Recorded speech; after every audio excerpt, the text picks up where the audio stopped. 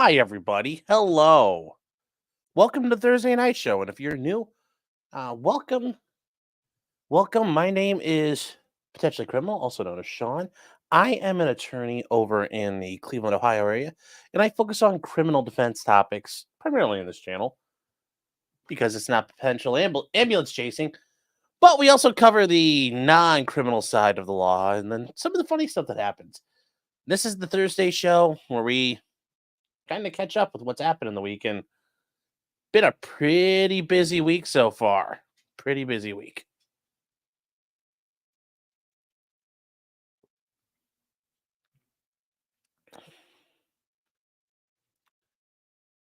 So, yes, Sneed. Jesus is my standby counsel. Pretty good standby counsel to have. Pretty good standby to counsel, yes. Jesus take the brief. That'd have been a great song, Jesus take the cross examination. Why does my cat always act up when Sean starts to stream? I don't know. They can smell the pheromones. Harris say, did I hear about the home intruder? 11-year-old hacked up a guy with a machete. No. Good for him, though. Hopefully he scored some hits. Oh, and I'm trying to count glass. Actually, hold on. I gotta go grab something. I'll be right back, chat. We have we got mail call. Hold on.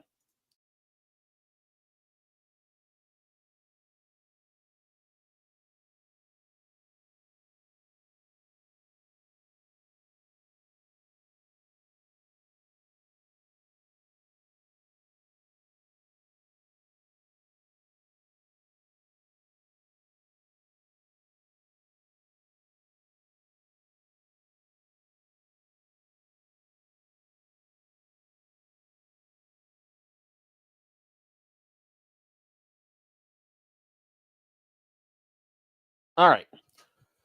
So this sent to me a PO box. I did not see it in there because I wasn't paying attention for it because I'm looking for obviously Violent Lake Mill, and the Ace is sitting in there. I didn't see it up against the wall, so I don't know who this is from. It's from somebody out in Colorado. At least that's the return address. And then it says the amateur iconoclast on it, or where it's going, but then it has my address. So I'm a little confused. Did I get is this like your drug shipment iconoclast? Or is this like a bunch of ricin meant for you? Or is it like a bomb that was meant for you? And I'm just like the accidental catcher of it? I don't know. We'll find out. We're going to find out real quick. We got mail call. Well, hey, that's what happened to Versace. Somebody shot him when he was checking the mail. Get it? Checking the mail. All right, so I'm going to open this. Let's see here. Which... This site's better. And you're like... No hiss. It's not edible.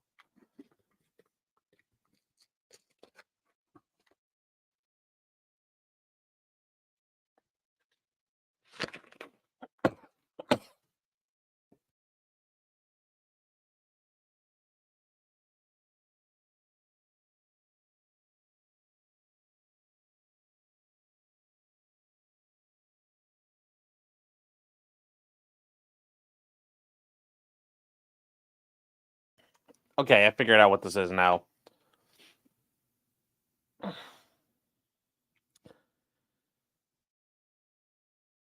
Jesus Christ. Okay, iconoclast, thank you. Jesus Christ.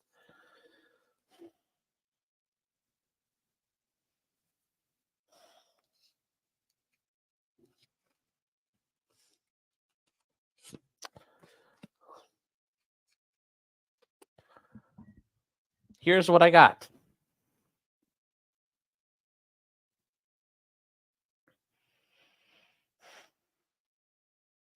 Train pins. Yes, thank you. They'll go great on the train hat. They will go great on the train hat.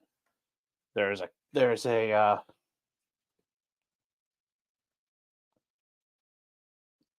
Rio Grande Southern Railroad, the Michigan Central Railroad, Conrail, the Santa Fe Railroad, and the Southern Pacific.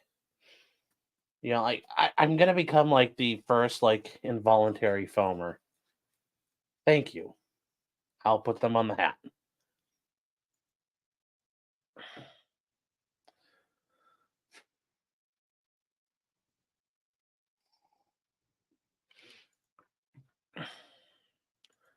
I know, I'm not showing that gift.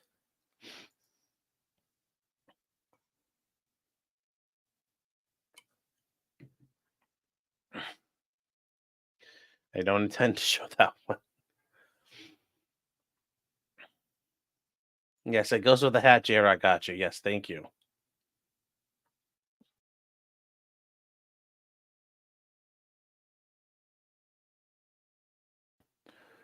I seem disappointed. I'm gonna be the first involuntary foamer.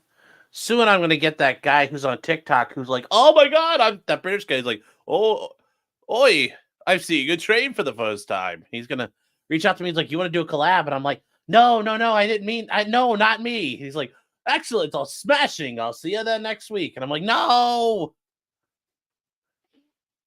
But thank you, Iconoclast. Will support me if I come out as one. I appreciate that.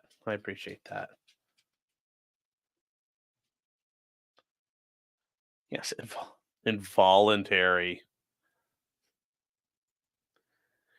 All right, guys. Also, if you are new, we generally try to give everybody about 10 minutes so they actually can get in here. And that's just because notifications are slow. You might think, well, wait, if you're a standard viewer, once you know to be here at 9:30, you might think that, but hey, you might have more important things to do, like the laundry, scooping up dog turds, the real important things in life. So this might get pushed to the back burner. Harvey Weinstein. Yes, Harvey Weinstein's one of the things we're talking about. No, Harvey is not back on the prowl. Harvey's got problems in California, so this doesn't change a whole lot for him. But it is fun to watch people mauled and seethe and lose their fucking minds. Yes, trains are neat. But I don't like trains like that, Flux. Like foamers are like special people. And I'm not one of them.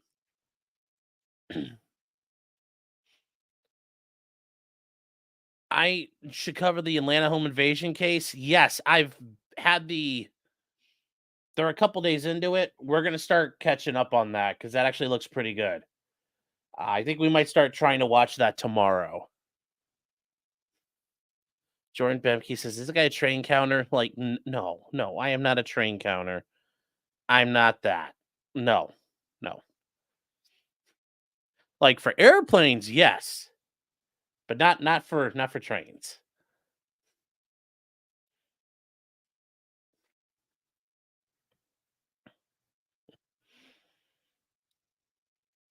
We need to get Sean in amphibious vehicles.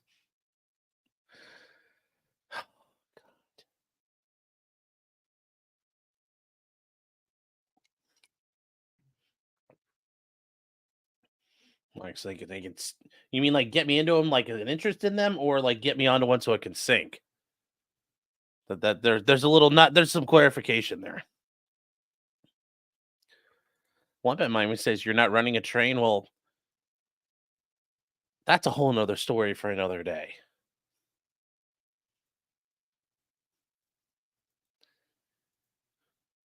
Parallax been a member for 18 months. Has a great question. If I get a speeding tick, will you show up for court? 100. Jeez, I sounded like Trump's attorney this morning for a second. Yes, I will show up to court and I will get it done. Yes. Believe it or not, there are attorneys who do show up. They do show up.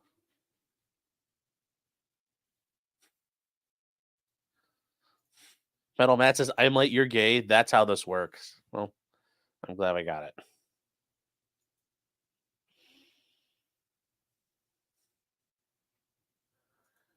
What do you like from Denny's, though? I mean, well, having seen that, I don't know. That's one thing I will disagree with on Kurt. I don't know how you rank IHOP above Denny's. I've only been to IHOP like probably 3 times, and every time I've been there, it has been very disappointing.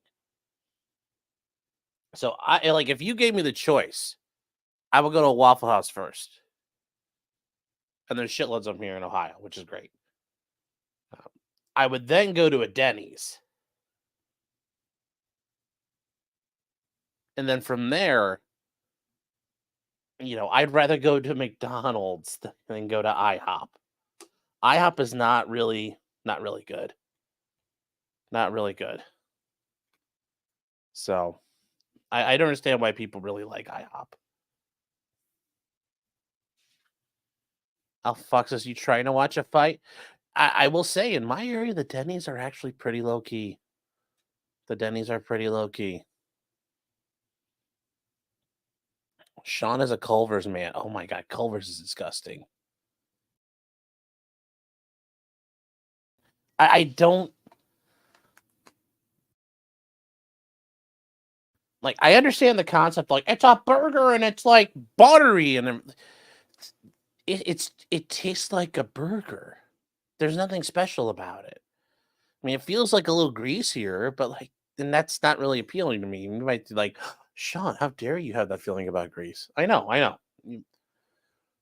But I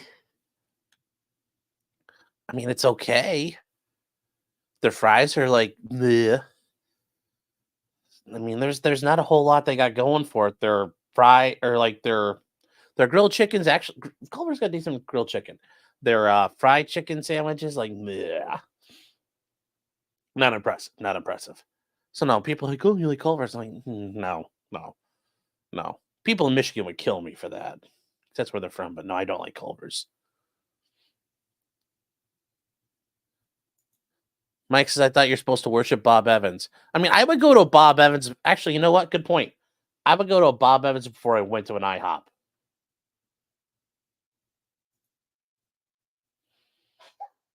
But as far as like the burgers and things like that go, yeah. Like a burger from a local place, sure. But overall, like Five Guys and all this crap, nope. Nope. Not really good. Not just boring. Boring.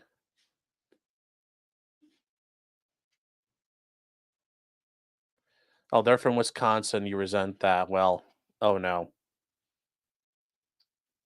Blueberries. Yes. You know what? We'll I was gonna bring that up later, but we'll mention that because that's part of the thing for what my list of things we were gonna talk about tonight. Okay, but we are gonna get to that. We'll start it from the first things first, guys. Before President Trump had his day in front of the Supreme Court of the United States in regards to the concept of presidential immunity in his January 6th case that the brave and esteemed Jacqueline Smith filed against him. It didn't go the way I thought it was going to go. I don't have any clips to play right now. We might try that again at a different time. I will tell you, it sounds like Kurt is going to review it through OEA with the transcript and everything available. So if you guys want to see that coming up, you can. If you want to go back and watch it, we watched it live. I was surprised that Trump's team wasn't saying everything is covered. They're agreeing that there are private acts that fall outside of presidential immunity that Trump did. Which I thought was interesting that he did that. Now, I understand the theory probably is they said, like, well, look, if we go in there and say it's all protected, they're going to laugh in our face, and we don't want that result. So, I get it. But it was just weird to hear something like that where they just kind of said, "Oh, we're okay with that one." They did say a lot of acts were protected, and they brought back up again the whole well, can you have SEAL Team 6 kill somebody? And it's like, well, the president drone strike the fucking 16-year-old kid and his American citizen dad. Yes, the president can kill you for national under the premise of national security. If he determines you're a threat, that's enough. So I love how people were freaking out about that. But it's like, yeah, the president can fucking kill you. What? You think that's the most like? Yeah. Oh, hold on one second, guys.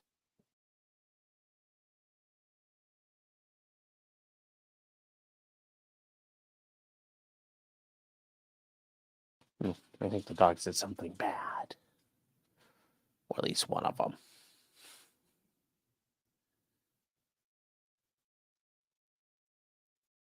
So getting back to the whole Trump arguments here, I was surprised they left that on the field like that. But okay, they know better than me. The attorney for Trump this morning was doing his best Robert F. Kennedy Jr. routine with his voice, like, holy cow, I feel bad for that dude. But he stuck it out and got all the way through. The Department of Justice, special counsel's attorney, came up next. And he said a lot of things I was really surprised to hear them say. Like one of them being in particular, well, if the DOJ tells a president it's legal, then it's legal. And you can't go after him. Which there is a defense that you relied upon legal advice, especially in tax cases. You relied upon your attorney, your accountant. But it's interesting to say that the DOJ is the arbiter of that in the executive branch because now they're like the sole, like they have that ability to issue a dispensation like that. Well, that makes them the most powerful group in the executive branch, which I don't think that's what the founders wanted. And if they do have that inherent authority, I would argue their boss, because remember, that's the attorney general telling the president, hey, man, you go do this. Well, that means the president already has that ability. I mean, how can one of your subordinates infer onto you complete legal immunity like that? It doesn't work that way. You've already got the complete legal immunity. And I thought it was interesting because the special counsel made the argument Nixon made when he was getting interviewed by Frost, like where if the president does it, it's not illegal. Well, if the DOJ said, well, this guy was like, if the DOJ says it, it's not illegal. Oh. Pretty much the same thing. I don't think that's going to work. Now, with all that said, where do I think it's going to break down? It's probably going to be 5-4. And I brought this up earlier, and actually, Joe and I went back and forth for a second on Twitter in the DMs. We were sliding each other's DMs. Oh, we were slip sliding in their chat. Oh, it was some good stuff. I'm sure that's gonna get clipped well. But we were talking about it and briefly going back and forth what we thought. And I messaged Robert Gouveia, but he was like too busy to respond. But I get it. So what do I think is going to happen here? Obviously, we've got, and I can break this down further from here. So looking at the Supreme Court, and if you guys didn't realize, these are the people on the Supreme Court. All 9 of them. And that's right, there's only 9. They all have lifetime tenure, until they die, or they retire, or they get impeached, which, let's be real, that's never happening. Or in the case of everybody but Chief Justice John Roberts, if the Congress repealed the Judiciary Acts, they could abolish every single seat on the Supreme Court except the Chief Justice. They could literally fire all these guys if Congress were to do that. And then you could install a brand new Supreme Court. You could repass the Judiciary Acts, and then that president would have 8 justices to confirm. Pretty cool. But that's not happening. So we'll go through, obviously, where we are and who's going to say what. All right, let's get through the no's first. What happened? Justice Ketanji Brown Jackson. Yeah, she ain't a fan. She ain't a fan of this. She wasn't a fan of Trump on this, so she's going to be a no vote. Kevin James, also known as Elena Kagan, because she does look like a Kevin James impersonator. She was a no vote. Sonia Sotomayor was a no vote. And it was very interesting at times these justices were talking to each other. They weren't talking at each other. They were talking at each other. They were making comments to the party, but it was clearly towards each other. And they don't always do that. It was a very, very active bench. I mean, even Clarence Thomas was talking. Now, that leaves us with the 6. And we're going to do the obvious ones first. Samuel Alito. Oh, Samuel Alito was all about this life. Justice Alito was all about, I think he was very much on the Sean train of like, I hope Trump gets in and drops some JDAMs in Washington, D.C. So we probably got to vote from Alito. Gorsuch, definitely on the train. Brett Kavanaugh, Brewski Brett, he's like, let's do it. Clarence Thomas, I'm pretty sure he's good for it. Although he might concur on his own. He likes to do that. He's Clarence. But you know what? He gets to do what he wants to do. Now we got 4 votes, 4-3. John Roberts. I think he's going to be very much inclined to admit, yes, I would rather let this benefit Trump than have a weakened presidency. So I think he's going to say yes as well. And that leaves Amy Coney Barrett. What I think is going to happen with her, I actually don't know. She's kind of like the flip. Like, I don't know. Like, what's going to happen there? Could she agree? Sure. Could she dissent? Yeah. She did not seem very cool about it. Could I see her concurring in part, dissenting in part? Sure. So I think it's going to be 5-4, and I'm calling it now like this. So chat, I want you to keep this in mind. My beautiful little chattels. We're going to save it. I am calling it. I'm calling it right now. I'm going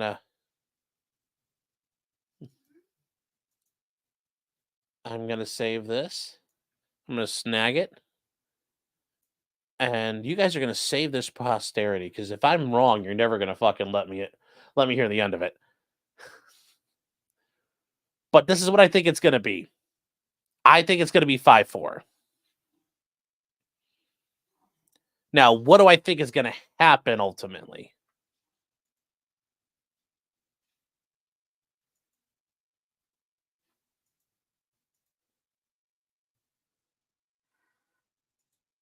And Wombat Mommy says, what do we get if we win?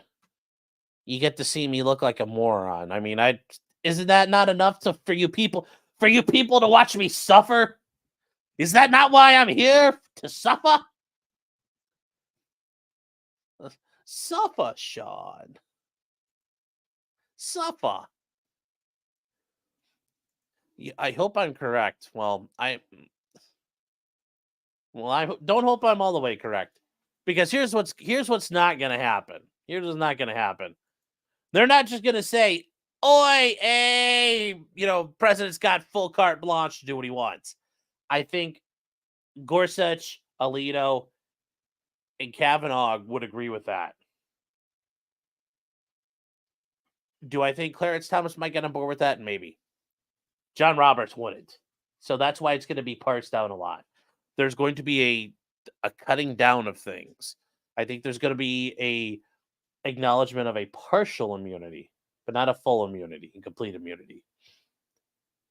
But I do think they're going to agree that immunity extends past the time he's president, but only for so many acts. So is that going to knock out a lot of things Jack Smith wants to indict him for? Sure. But probably not. I would argue probably any amount of presidential immunity is going to kill the January 6th indictment or severely injure it. So yeah, we'll find out. We'll find out. Jacob says 9-0. Oh my God, that would be interesting. Garrett Page Roberts won't allow a 6-3. There is no way in hell. There's no way in hell. He's not. He has no control over those three. They are not going to side with him. Pam is saying 5-4. What? 5 votes in favor of Trump, 4 votes against him. And Garrett says 5-4, but Roberts will join to the dissent if Barrett votes with the men. She's not going to. I don't see it. She did not seem like she was on the train for that.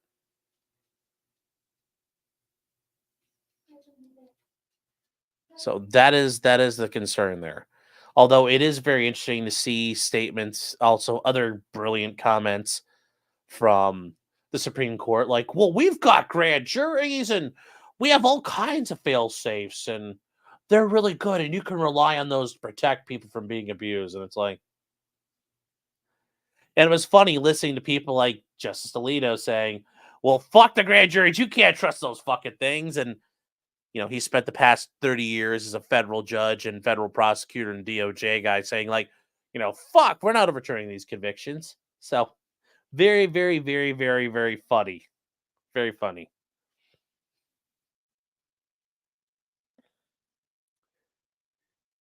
So that's where I think it's going to be. That's where I think it's going to be 5-4. Now, will this stop what's going on in New York? Nope. Nope. Because this happened before he became president. Paying off a whore, which that's how you deal with whores. You either kill them or pay them off. And I will give Donnie T credit. He didn't kill Stormy Daniels. He paid her off. So, you know, I don't understand what the big deal is. He could have just killed her.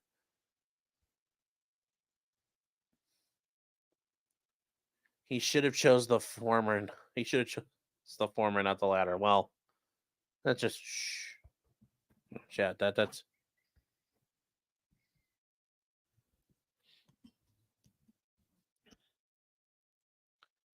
Access, the filing says in 2017, though. Yeah, but I'm not sure. I think they would argue that's entirely private. I think that's going to get stuck in the private area. And this is where I think Trump kind of fucked himself because maybe he could have got all the judges to go along with it. He could have killed it, but it's not going to kill it now. So New York's still in play. The stuff with the documents down in Florida is still in play, although there are some big problems with that case that need an entire show on its own because it looks like the DOJ case down there is imploding. But that's what's happening with Trump right now.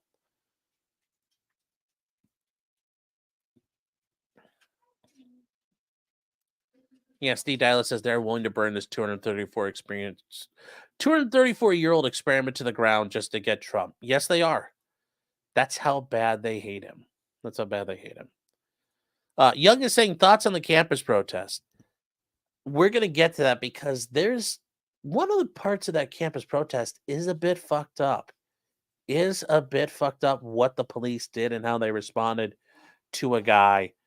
And I think from what I understand, it's been fixed, but it took a while for that to happen. And I'm not thrilled about that. I am not thrilled about that part. And if I can bring it up, hold on here.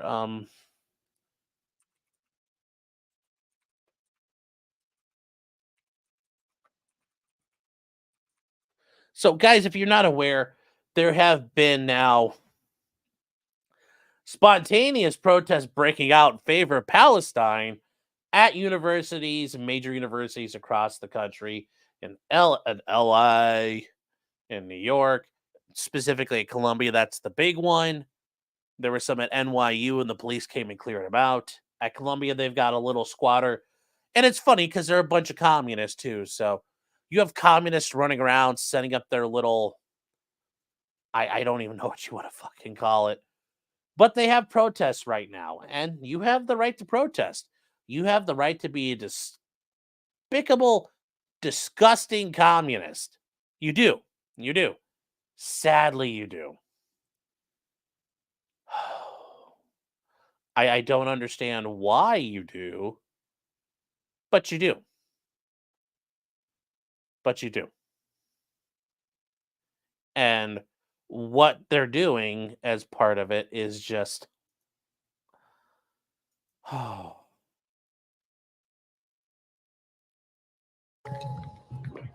So this is at Colombia. This is what they're doing in Colombia.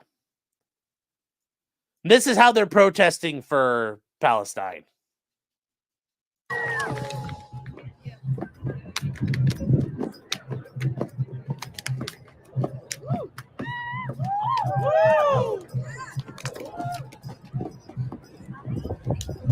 I'd love if you sent them over to Gaza right now and they were in front of a Hamas commander and they're sitting there doing their little stomp dance and he's just sitting there smoking a cigarette and holding an AK. He's just I think he would have just stood there looked at a grenade this isn't even worth wasting on them. And he'd tell them just throw them off a building. Well, there are not too many buildings left there right now, but you get the point. Probably smash their skulls with concrete. But yes.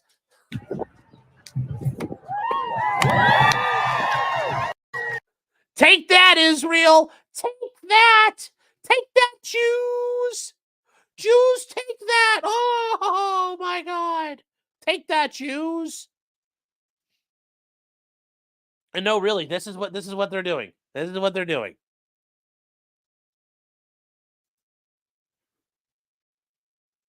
And then we have this is where it's a public university. You're allowed to say anti-Semitic things. You're allowed to say, hey, I hope all the Jews get wiped out. You're allowed to say that at a public university. You should be allowed to. Now, if their professors have been saying that, and they've been, kicked off their jobs, well, that's a little different. But as students, you're allowed to express your views and opinions. But what has happened? Well, what has happened there, and this happened yesterday, is this guy here. This guy here is a cameraman for one of the Fox or one of the news stations in Austin. Who are you with? I'm with Fox 7. Fox 7. Okay, so he's standing there, and he's obviously arrested, right? So here's what happened to him. Here's what happened to him. Here's what happened to him. And you guys can see him. He's down here in the corner. Down here in the bottom, hanging out. And watch what happens.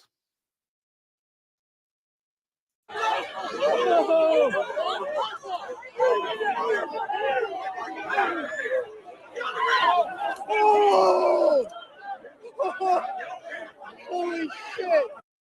World-class bravery, chat. World-class bravery. Because if you go back...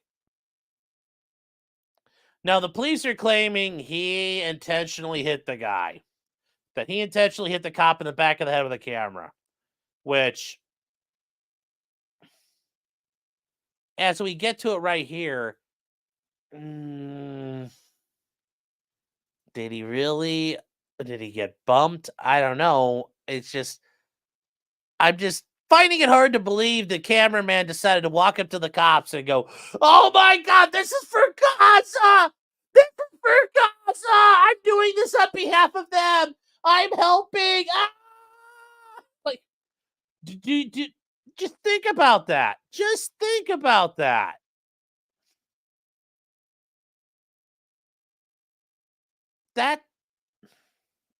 There's a way better angle. He did hit the cop.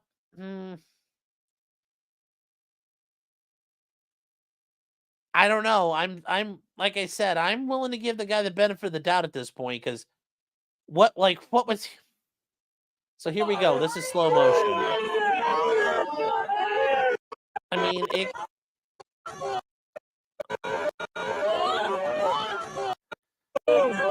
I mean, when you look right here, he looks like he's stumbling a little bit in his cables. And it looks like he's falling forward. I don't know. At least that's the argument I would make.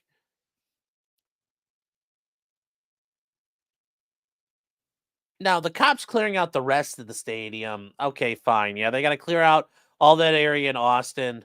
Let me see if there's another angle. Okay, actually, this might be a better one. This might be... No, that one's still not a good one. Is this better one? I forget, because I couldn't find... You guys are saying there's a better... That's... Yeah. And also, even let's say he did it. Let's say he did it. Do the police think that looks fucking brilliant? Attacking somebody who's standing there holding a camera. I mean, I understand cops aren't fucking intelligent most of the time, but God, you guys look like fucking retards. You couldn't think that you might grab him back and say, "Hey, man, get out of here. What are you doing? We're not going to let you hit that guy." But going after him like he's every other communist jackoff out there, like, come on, guys. You know, you lost the battle. The PR battle's over. All people are seeing you throwing a cameraman on the ground, going, "Stop resisting!" Ah! Or policeman. Well, there you go. Like,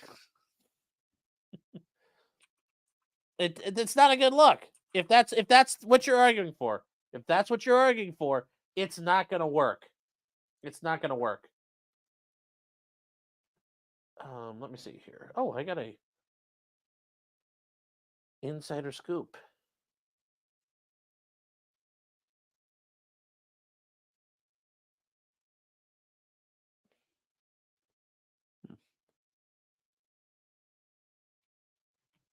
So, let me see. Cameraman.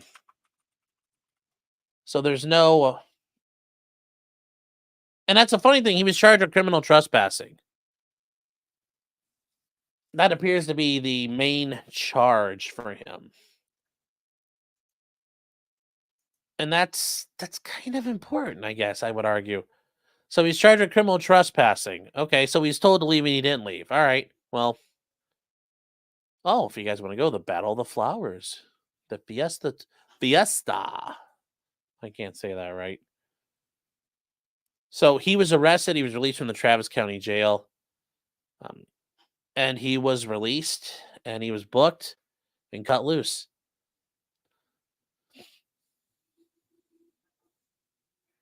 So, once again, this is... With that being said, do they have the right, these students, do they have the right to sit there and squat on properties? Probably not. Are they taking over some buildings and places? Sure. Juror 13 saying so they let him off. If they have proof of him assaulting them, then they should have charged him with it. The fact they got him with trespassing shows they don't think it was really that big a deal. Bush is saying, let's say he did fall. Does the cop who can't see him? No. Remember, it wasn't the cop who got hit that arrested him.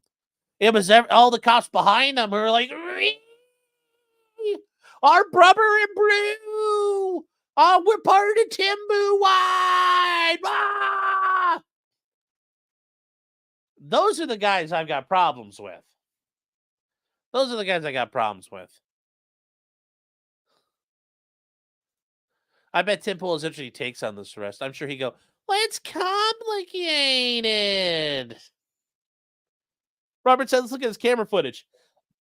I don't know what his camera footage is going to show because it'll show him going forward. I don't think it'll tell us too much. Drew saying, "Oh, here we go. More commie anti-cop drivel. Back the blue." I have no problem with what they were doing otherwise. It's just they made a bad arrest here. Bella says 35 pounds hitting the back of the skull. Sure. But remember, he didn't get charged with felony assault of an officer or anything like that. They must have realized, I guess he really didn't do it.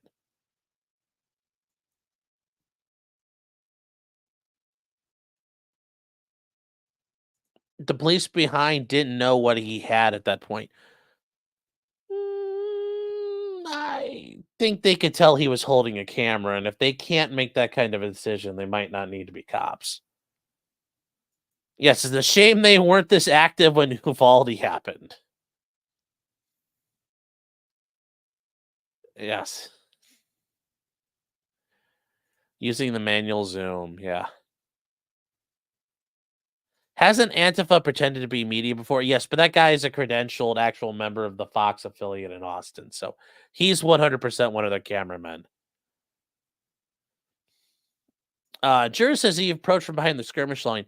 Well, their skirmish line advanced ahead, and he was standing there trying to get footage. Like, yeah, I guess it's just like you know he's there. Come on, cops! Like, you can't. I'm like, well, there was some feller with a camera thing. I've never seen this before.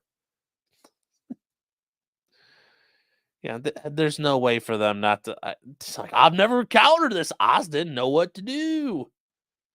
Is there body cam out there? I don't know. Maybe there is. Maybe there is.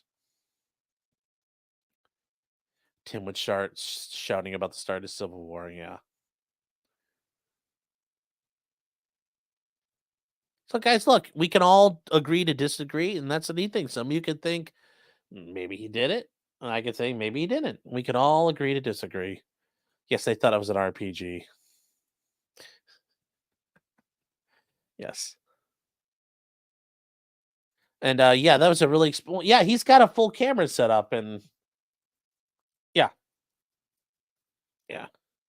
Well, Bella says not the Uvalde cops. Yeah, but there were DPS guys that were there too. But yes, it was. I understand, but it's more of a joke about law enforcement in Texas. Period.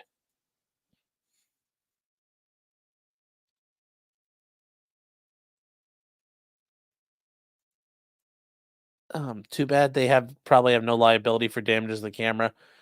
Yeah, but that's still, you know what? I mean, a SWAT team will come bust down the doors of your house and realize, oh, they'll flashbang it and throw tear gas in and almost destroy your house. And they'll go, 993 Elm Street. Ooh, we were supposed to be at 995 Elm Street. Whoops-a-doodle. Have a nice day, citizen. And walk away. And go hit the right house. And then you're like, well, what about all my stuff? And they'll say, that's a you problem. Take care now. So the fact they haven't fixed that, they won't fix a camera, shouldn't worry you, because they'll literally destroy your entire fucking house and go, well, oops. What do you want us to do about it? Now, do I think this is going to get worse this summer? Oh, yeah. It's the beginning of summer. Classes are winding down. At Columbia, they're now all online for the remainder of the year. Oh yeah, we're gonna have like the summer. We're gonna have the summer of 2020, except it's gonna be the summer of like. Yes, it's gonna be. It's all about the Aloha snack bars. I think this summer it's gonna be very interesting. It's gonna be very, very interesting. Yes, the summer of Islamic love. Ugh. Although it sounds like we may have a George Floyd incident brewing down in Akron, Ohio. So, yay.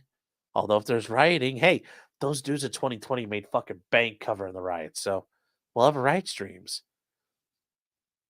So, moving on, chat. Let's get to the actual stuff we want to talk about today. The stuff we want to talk about today. Harvey Weinstein. You guys remember Harvey Weinstein, the film producer, the film executive, was sentenced in the state of New York to prison for being a rapist and sexual assaulter. Well, he appealed his case. And guess what happened, chat? His convictions got overturned. Now, why did they get overturned? Well, this is from the state of New York in the Court of Appeals.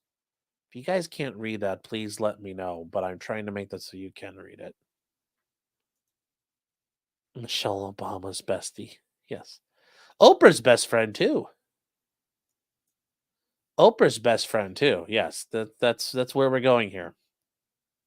So it's the people versus Harvey Weinstein. So it's the people of the state of New York versus Harvey Weinstein. Now, what happened? Well, here is the big thing.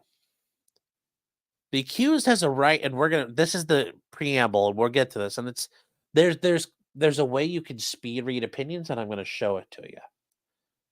So the judge who wrote this said the accused has a right to be held to account only for the crime charged, and thus allegations of prior bad acts may not be admitted against them for the sole purpose of establishing their propensity for criminality.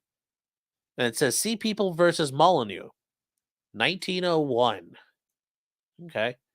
Nor may the prosecution use prior convictions or proof of the prior commission of specific criminal, vicious, or immoral acts other than to impeach the accused's credibility.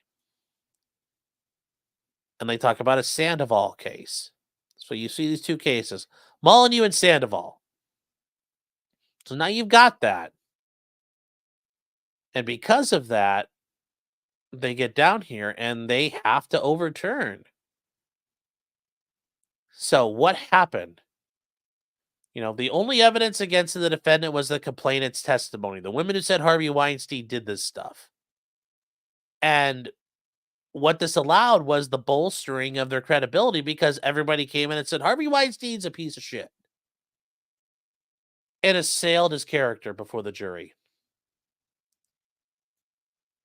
And that creates a problem because, on the other hand, the threat of a cross-examination highlighting these untested allegations undermined his right to testify. Because, listen, they brought in all these people. Harvey Weinstein did this. Harvey Weinstein did that. Harvey Weinstein gets up on the stand and defends himself. But the prosecutors will say, hey, you heard all these people calling you a piece of shit. Those are true, right? And Harvey Weinstein's going to have to go, yeah, I did all that. But he's not on trial for it. It's propensity evidence. And the remedy for these egregious errors is a new trial. Now, they do reject his claim that the rape prosecution was untimely.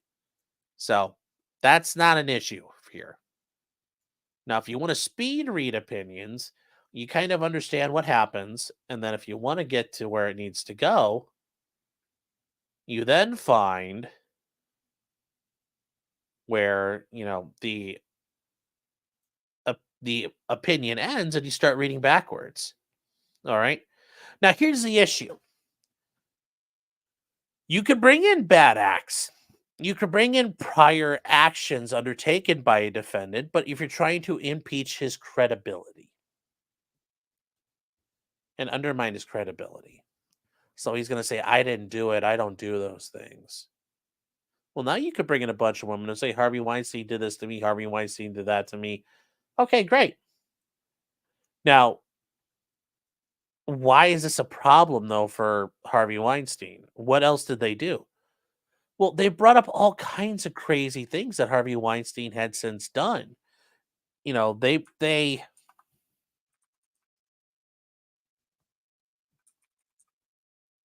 so we'll get to the issue of the bad acts because this is where it gets very funny. So this court, the judge in this case, let the prosecutors basically do whatever they wanted. They let him do whatever they wanted.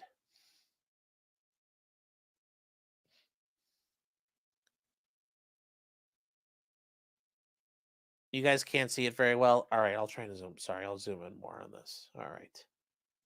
The prosecutors were going to say, we're introducing all this evidence that Harvey Weinstein's a bad man. Okay, cool. So the defendant objected, which is a critical thing. And under Sandoval, they wanted to cross-examine Harvey Weinstein on a broad range of uncharged bad acts should he testify.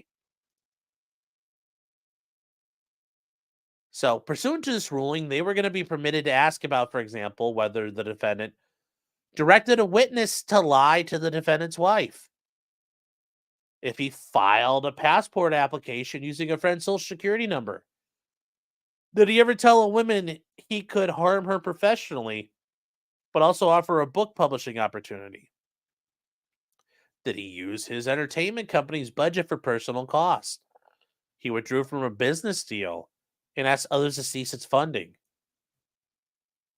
Well, so far, I mean, okay, yeah, lying on a passport, that sounds bad, but what do these do to show that he committed rape? These don't. That he hid a woman's clothes. Okay. Insisted that members of his staff falsify a photo for a movie poster by photoshopping an actress's head onto another woman's nude body. That he told a private intelligence firm to manipulate or lie to people. Well, there are firms out there who do. They're private intelligence companies. Scheduled a business meeting with a woman under false pretenses. Induce executives to lie. Made threats and committed acts of violence against people who worked for him. And like he threw food at his subordinates. He's thrown staplers and just acted like a complete spaz. And if you guys have ever watched The Thick of It, it's a BBC show.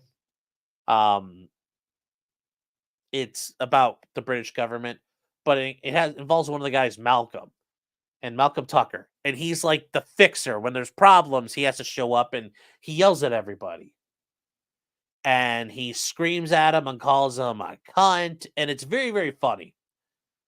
The guy who plays Malcolm Tucker, I forget who he is, but he used to be a Doctor Who guy, if that helps for some of you people. He styled himself after like hanging around Harvey Weinstein and studying him, because this is how Harvey Weinstein acted. And he's well known for this. He abandoned a colleague by the side of the road in a foreign country. Physically attacked his brother, threatened to cut off a colleague's genitals with gardening shears. I'm pretty sure most people in this New York City have threatened to cut off somebody's balls at some point or another. Screamed a curse at hotel staff after they told him the kitchen was closed. How does that undermine his credibility?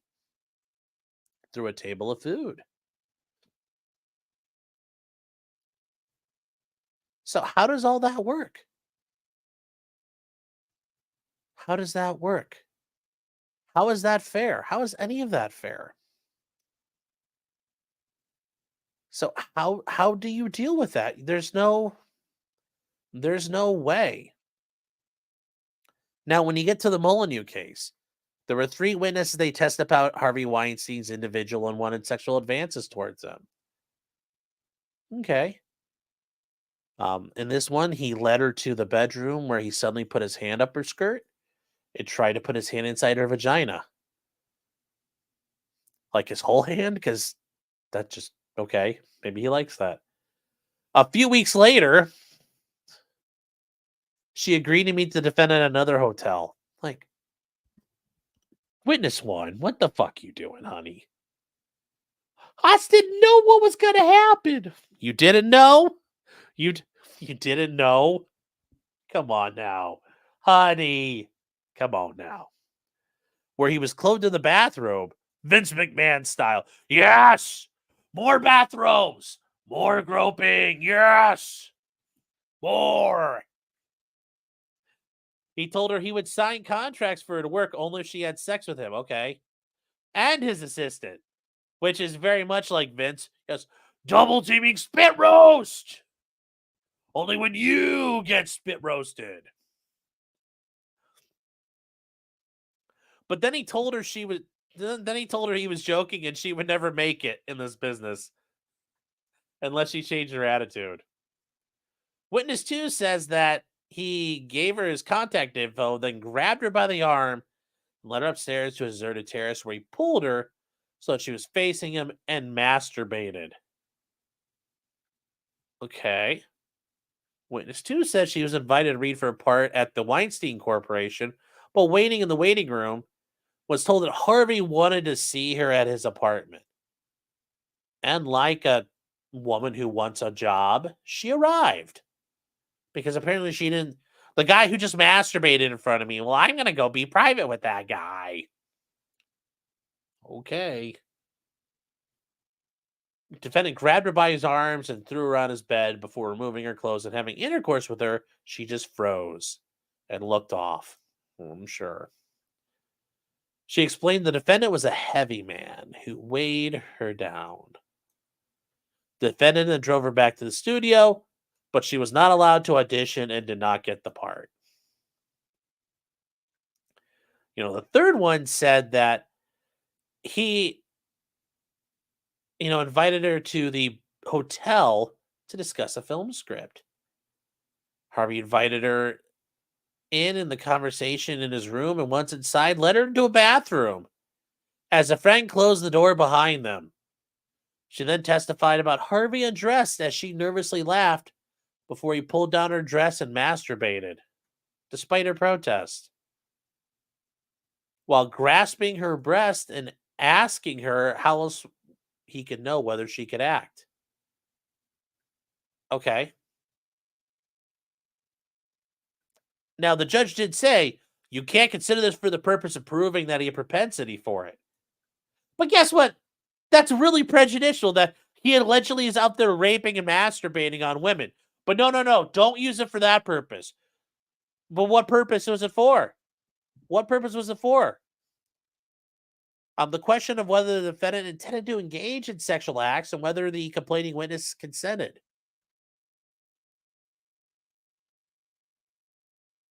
And these were offered for the issue of compulsion and lack of consent.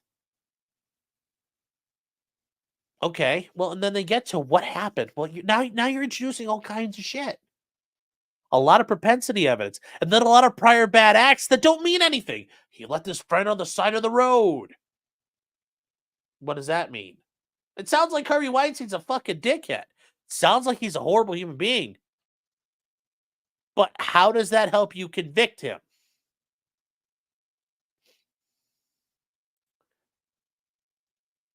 So there's all kinds of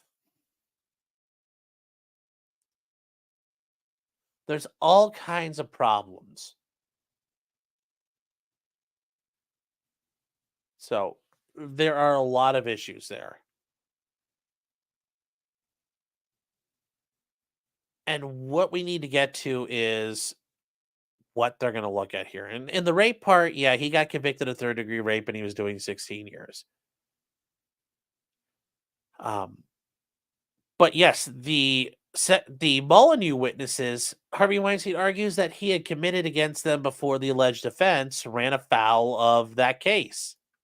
Yes, and we agree this challenges merit.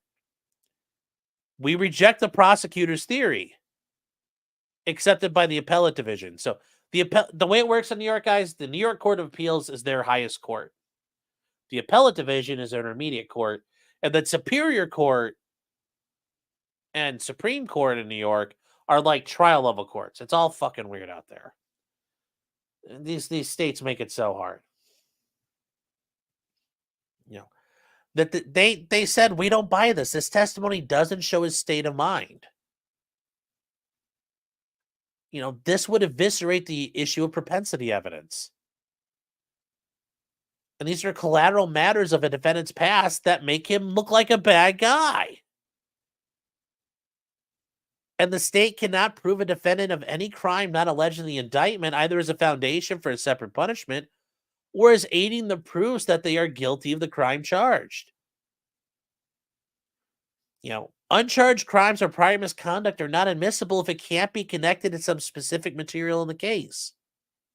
It tends only to demonstrate his propensity to commit the crime charged. Now, you can bring in prior acts in prior crimes. If you could show like there's a motive, that there's an issue of identity, there's an issue of the course of conduct. It's called mimic evidence. And those mimic things allow you to bring in some of this stuff. But you have to do it in a way. Hold on here. Why did this go dark here? Did it? So you're allowed to in certain situations, but you have to show, like, if Harvey Weinstein's saying, oh, it was all a mistake, but every time he did this, let's say he grabbed every woman and masturbated in front of them. Well, it's not a mistake. You've done this a lot. Like, he'll say, oh, I fell down and grabbed her dress and ripped it off. And then she, whooped and fell and landed on my dick. Let's say that's his theory. Well, they could say, like, he has already said this has happened before. 15 women have said Harvey Weinstein has used his exact defense 15 times in a row. Well, it's not a mistake. There's no, issue of his identity. We all know it's Harvey Weinstein. We all know his motive. Now, as far as his intent, yeah, I don't think this shows his intent. It's specific. It's generally got to be a similar action. And is this part of an he's like, yes, I shall be the king rapist. He had an underlying plan. Yeah, it doesn't work that way. Yes. And Garrett says appeal speed runs with potentially criminal. Yes. You can go Kurt and you guys can do it the normie way, or you can speed run with me.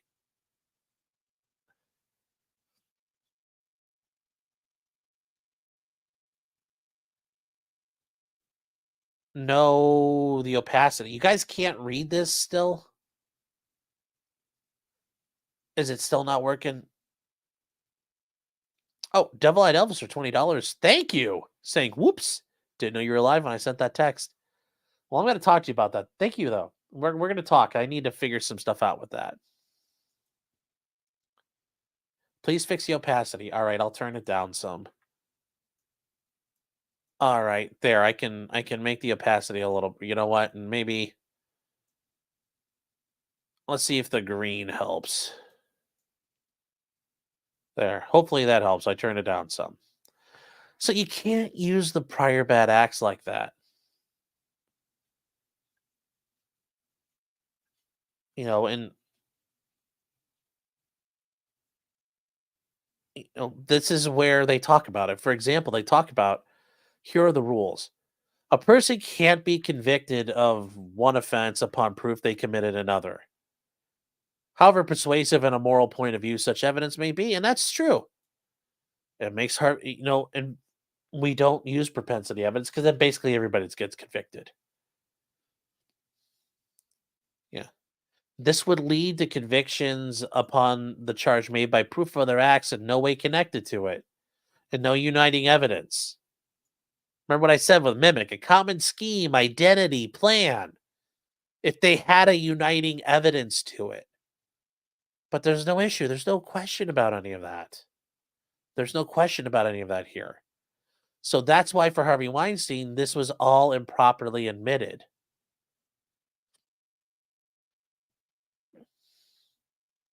When they point out it's not proper to raise the presumption of guilt on the grounds that having committed one crime, the depravity it exhibits makes it likely Harvey Weinstein would commit another crime. And they do recognize there are the exemptions. Like I said, it's called mimic, motive, intent, the absence of mistake or accident, a common scheme and plan, or the identity. Now, they do it M-I, mistake, M. They should have done the other identity and then C, but they do M-I-M-C-I, which, okay. And although this list doesn't exhaust, it begins with the premise that the uncharged crimes are inadmissible. And from there, you carve out the exceptions. And it's got to be connected to a specific material issue. Like, what's the issue? What tied it all together? They don't show that. They don't show it. And there's no, because none of that's being challenged. None of that's going to be challenged here. And they talk about how you get through it, but there's nothing else there. And they point out the trial court allowed it to show the forcible intent. But it's not, there's no question about it right now.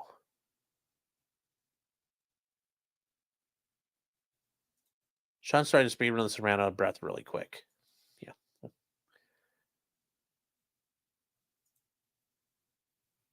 That's a shame for $4.99, says hot take. Mimic evidence should only be admissible if it defendant asserts a contrary mindset. I agree. They have to show, well, how do you know it was me? Or how do they show contrary? Yes, I agree. If the defendant isn't challenging any of that, now, to be fair, that's a shame. Are you arguing the defendant should have to do like an alibi and file a notice? Because I think that's the way a court would split the baby on that and make it happen.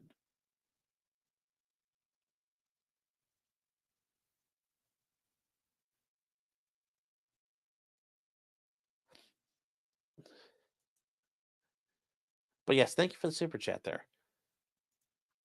And this is the guys. This is important to understand because people are like, "Oh my god, this is so bad." Nobody's not mad at the prosecutor for fucking this up. They got really greedy. Harvey Weinstein was probably going to get convicted anyway. But they got really greedy and kept pushing the rules and pushing the limits and pushing the limits and pushing the limits. So, yeah, this wasn't necessary. The big issue here is the testimonies were not equivocal on the issue of consent. The first lady described a violent, forcible sexual assault as well as resisting the urge by quicking and pushing away. B says that he blocked her attempt to leave the hotel room and she didn't comply. He grabbed her hand. Okay. And then complainant C testified that he lunged at her when she tried to walk away. There's no equivocality regarding consent when a person says no to a sexual encounter and tries to leave and attempts to physically resist their attacker before succumbing.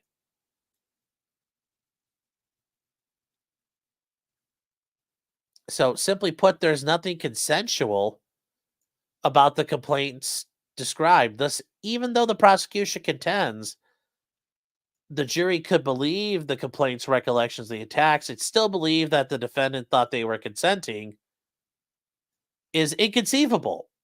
And that's the point here. These women claim they were brutally attacked, and they're like, well, we want to show that it wasn't consent. Nobody in their right fucking mind would think that's consent. So that's the problem. They're like, you guys are out of your fucking mind. And it shouldn't have been done. This was just to show that Harvey Weinstein was a bad man. And remember, because he's a bad man and we don't like him, he should be protected just as much as us. Everybody should be looking out for him because otherwise he'll do this to you and nobody's going to give a shit. So they talk about Molyneux for quite a bit, but then get to Sandoval. And Sandoval's is just very, very, very blunt.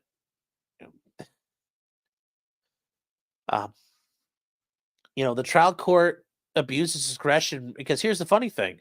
When it ruled the defendant who had no criminal history, he had no criminal history prior to this, brought prior uncharged bad acts and despicable behavior, which is immaterial to his in-court credibility, and served no other purpose than to show that he's a loathsome person. And all that evidence, and here's the thing, necessarily and impermissibly impacted his decision to take the stand in his defense and undermine the fact-finding process. It's like I said, guys, what's going to happen? Well, now Harvey's up, and guess what? He heard all that shit. And remember, did you really leave your brother in a foreign country, sir? Well, yeah. Did you steal? Did you file for a passport with a fake social security number? Yeah. Did you throw a stapler at one of your subordinate employees? Yes. What does that do for you?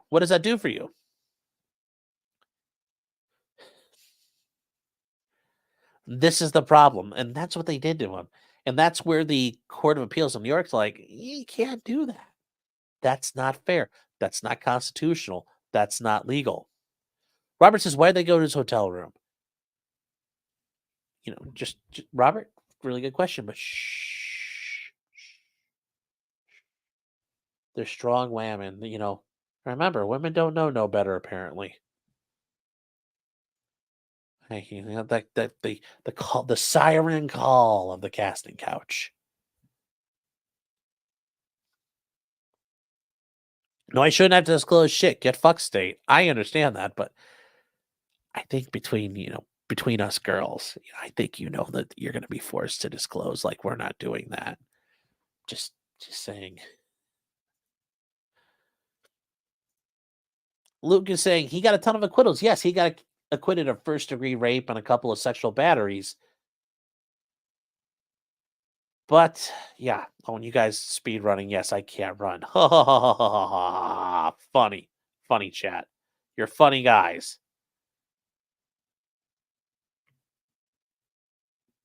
All right, so I got to catch up on some super chats here.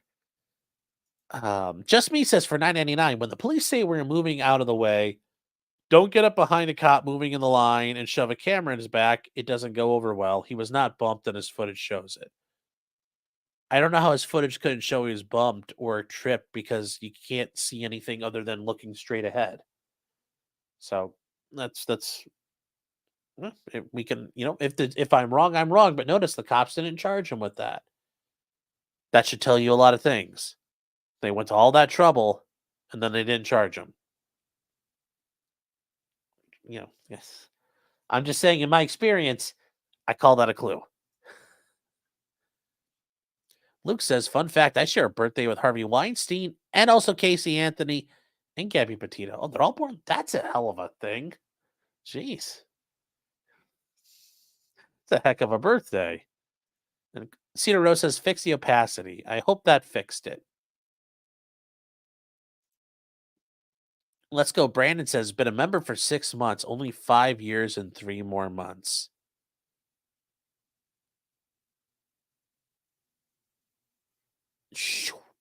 Right over my head.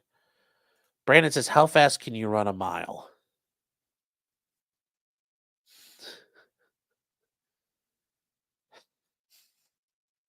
What is this run? What is this word run you're speaking of? And it's been many a moon since I've done that.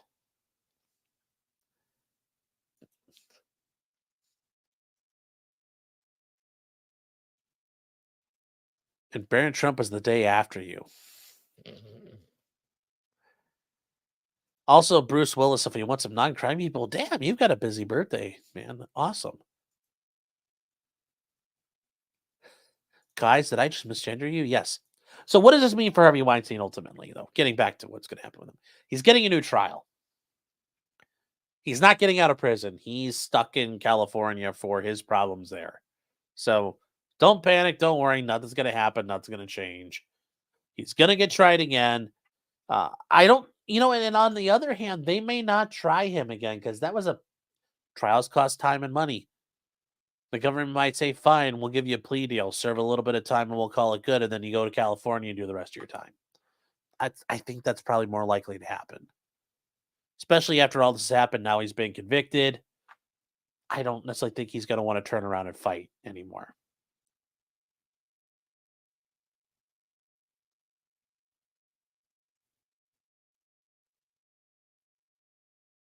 Luke is saying, yes, if you read through the dissent on this case, it's very interesting because they do want to get rid of the presumption of innocence. Well, once again, it's because it's Harvey Weinstein. Harvey Weinstein's a bad man. And it's all about raping, all that, getting them booties, grabbing them puss. He's not a popular person. Andrea Burkhardt said we might see the same thing with the Danny Masterson case. Be very, very interesting. Be very interesting.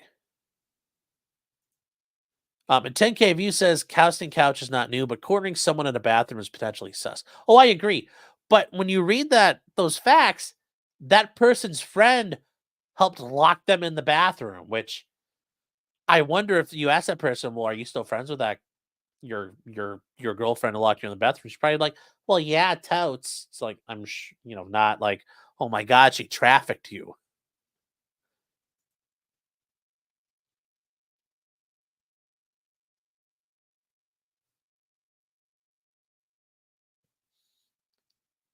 Brandon says, hold on a second. You think Harvey would pull out his meat bat and have time to finish on anyone in chat? Yeah.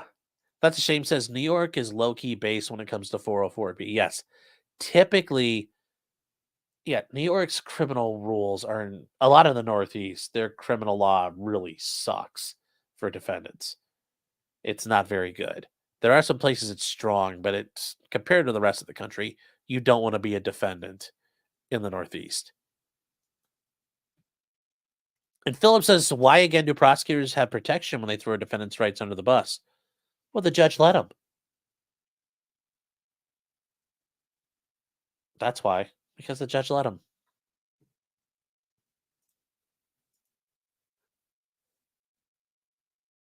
And that's the thing. If you see, and I guess my point ultimately, guys, you see people getting mad about this. It's like, well, go yell at the fucking prosecutors. They pushed the limits. They knew they were pushing them, and nobody's nobody's getting mad at them.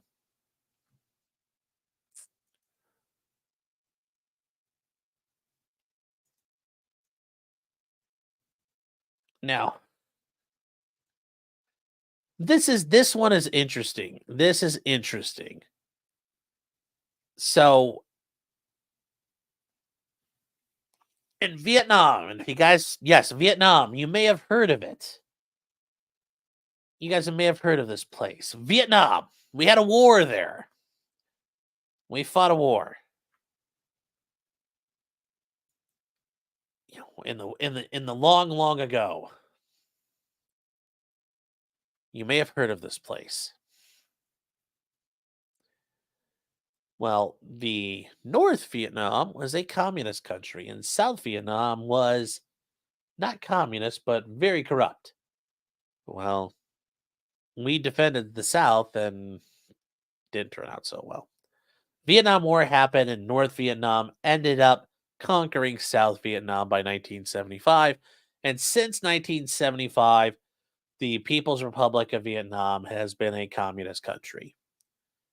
Now, it's very interesting how they're handling stuff now because in Vietnam, you can be a billionaire, and Vietnam is actually very receptive to the West, very friendly to the West. Why? Because China is asshole, and the Vietnamese hate the Chinese. They've hated them since time immemorial for ethnic reasons, but also because the Chinese have a habit of trying to invade Vietnam. And Vietnam has a history of killing lots of Chinamen. So Vietnam has opened itself up to the West. It's still a communist nation, though. As you can see, I mean, look at these guys. This looks these. Some of you might say, "Wow, these look like North Vietnam, the Army of North Vietnam uniforms," and pretty much it's the exact same thing still. It's very interesting how they do that. So what happened? Well, a Vietnam billionaire has been sentenced to death in a $12 billion fraud case, which if you are a communist or a left wing person, you're like, well, great, that's based, eat the rich. And if you're on the right, you're thinking, do I really feel bad about this one? Do I really feel bad about it? But let's take a look.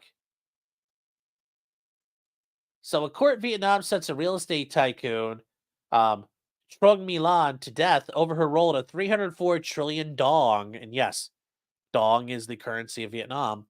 Also known as $12.5 billion financial fraud case, the country's biggest on record. Her trial began on March 5th and ended earlier than was planned. And I'm sure that the North Vietnamese system of justice is, well, let's just be real. I wouldn't want to be on fucking trial in Vietnam. I wouldn't. I wouldn't. Was the one dramatic result of a campaign against corruption in which the leader of the country's ruling Communist Party, Win Phu Trong, has pledged for years to stamp out. I wonder if he's basically able to say, "We finally got it, chat." He's like, "Listen, chat, North." He's like, "Listen, the people of Vietnam, we finally got the evil businessman. This isn't going to fix anything because it's all going to be fucking corrupt still." But he's going to be like, "Listen, we caught him, ladies and gentlemen. We caught the bad capitalist." So, what happened? She was found guilty of embezzlement, bribery, and violations of banking rules. Which, okay, well, yeah, funny how that's a universal thing. And say, we will keep fighting to see what we can do. Well, there's what? There's not going to be a whole lot to do because they're basically just going to go take her out back and go, boop. You know, she's going to appeal the verdict. Yes. noting she was sentenced to death for the embezzlement charge and to 20 years each for the 2 charges of bribery and violation of banking rules. And this is the interesting thing. Vietnam does impose a death for mostly for over violent offenses, and yeah, it's very easy to get the death penalty in Vietnam, which you can argue might be based, and for some economic crimes. It has allegedly executed hundreds of convicts in recent years, mainly by lethal injection. Now, there were 84 defendants in the case, and they received probation for 3 years to life imprisonment. So it's interesting how this all happened. So she ended up starting a real estate company in 1992, and you're like, how can you start companies in a communist country? Shh. You'll make the communist angry if you point that out. So what do? They basically siphoned money out from the Saigon Joint Stock Commercial Bank. And they ripped off a lot of people, it looks like.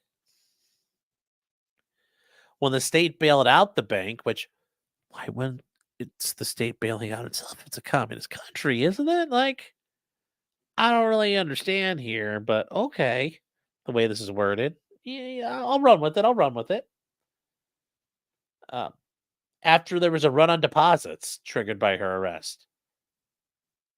And she appropriated large sums by committing loan fraud to shell companies, which that's a crime everywhere. Although I'm not gonna lie, like, Bernie Madoff had been, executed, or there's there are a lot of people who deserve the death penalty. I'm just saying. So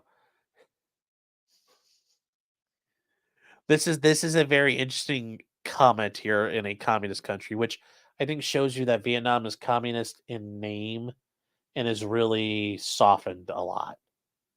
Her actions not only violate the property management rights of individuals. Notice they call it you have rights to manage property.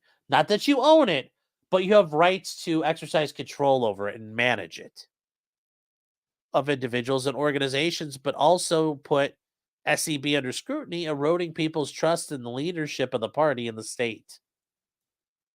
That's a very, they have softened a lot. There's a lot of business in Vietnam, actually, believe it or not, and it's actually fun for tourism. You can go there as an American and they love you.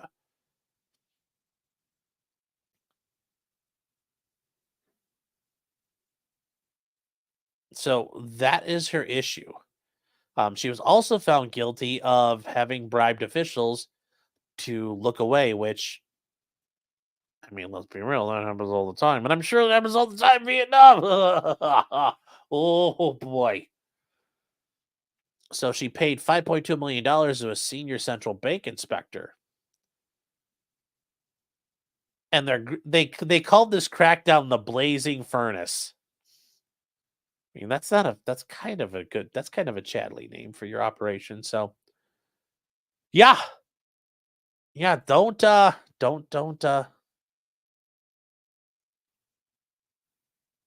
yeah. Is the state $12 billion wealthier though? No.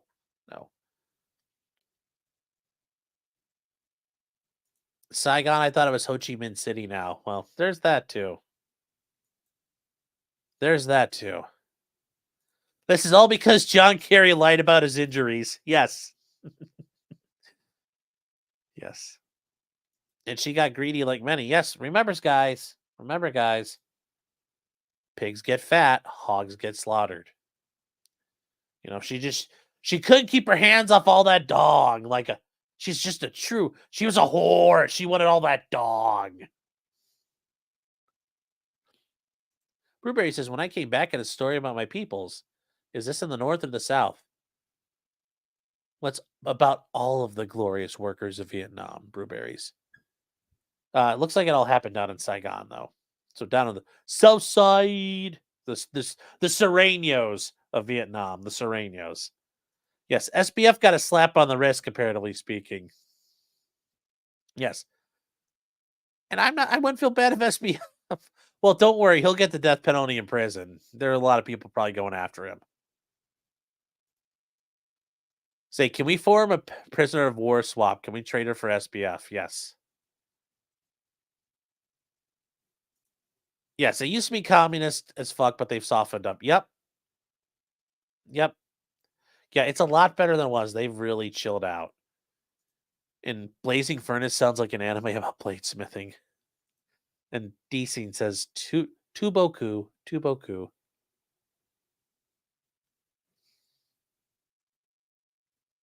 She was a greedy dong mongler, yes. She was a greedy, she hoarded all those dongs. You can't hold on to all those dongs at once. This happened Vietnam's Dixie. Yes. So I just thought it was very interesting they did that. And it's just that's a pretty very interesting, very, very interesting. Very interesting there. And then I guess we're gonna with that in foreign countries doing things, we'll move on to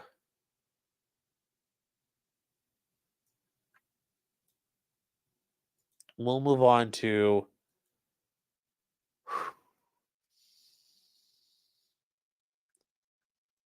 traveling.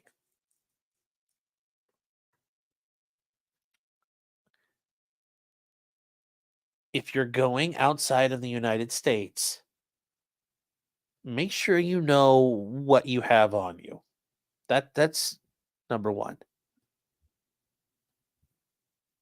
Even inside the United States, know where you're going and where you're traveling through and what the rules are in those places.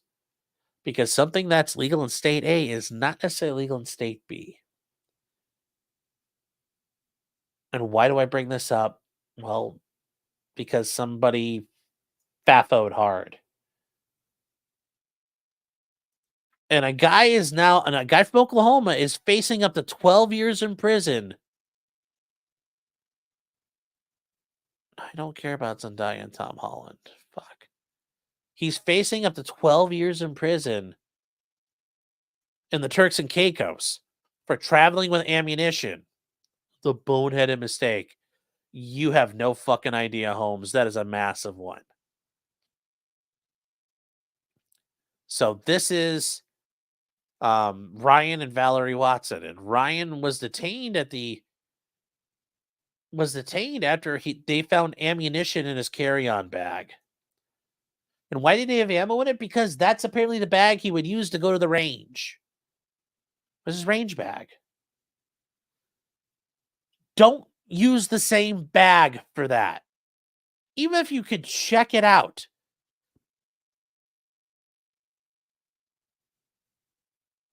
Why?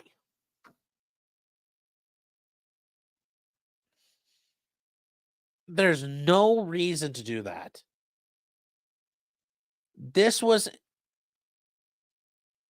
Don't be a fucking idiot. Don't be an idiot when it comes to this stuff, guys. This is entirely an own goal. Well, I'm going to a foreign country. I'm just going to use a thing that might have gun stuff in it. You didn't check it out, shake it out. Or even better. You could afford to go to Turks and Caicos. Spend $25 and buy a backpack that isn't going to the range and use a separate bag. Obviously, they're not poor. They can afford to go on vacation. Spend $25 at Walmart and buy a backpack. Heck, Walmart. Hold on here. What? I forgot to check this earlier. Walmart. Hold on here. Let's see what Walmart says. Let's see what Walmart does. Backpack.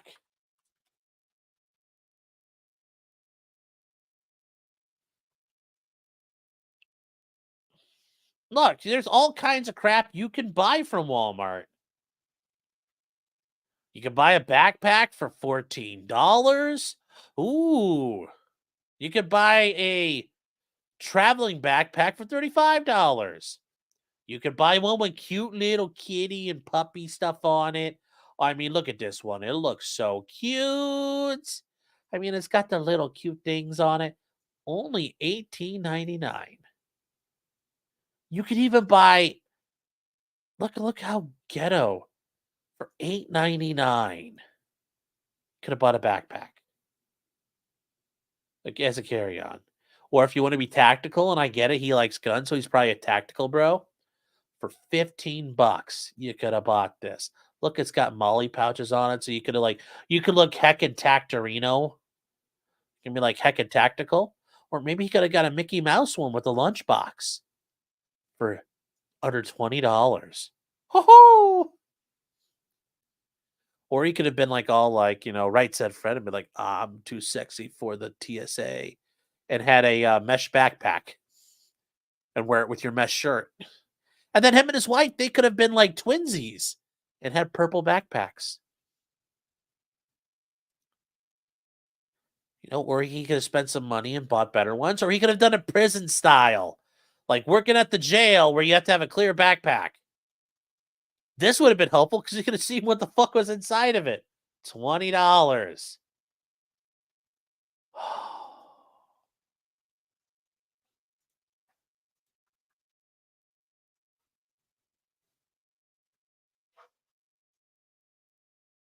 Yes, the margin of catastrophic error is way too goddamn high.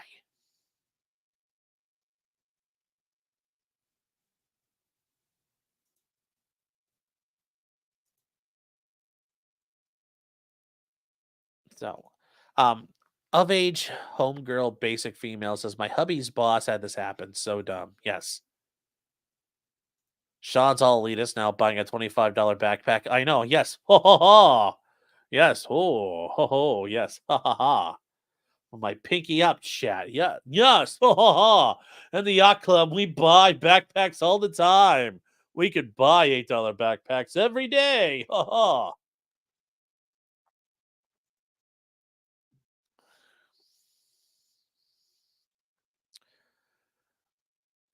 But why is this a problem? Okay, I look at him. He's like, "Wow, I should have spent $8."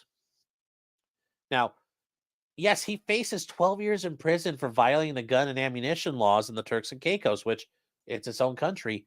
And the funny thing is, they passed a new law, and he's facing this is a mandatory minimum sentence of 12 years.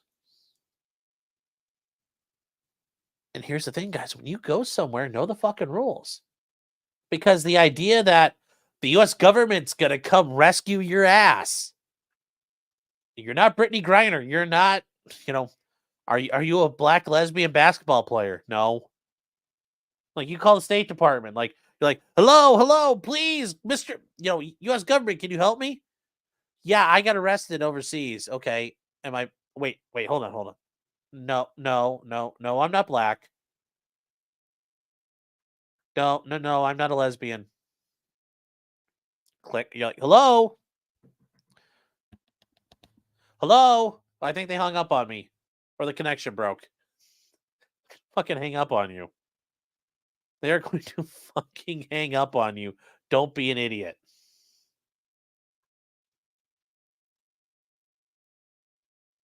So they found ammunition in his carry-on bag when he was at the airport going home. So they were both charged, and her charges were dropped, and she was permitted to return home to their 2 children in Oklahoma. And he's scheduled for a bail hearing. Now, some of you might say, oh, he could fuck off and not come back. Turks and Caicos have an extradition treaty with the United States, so they would send him back.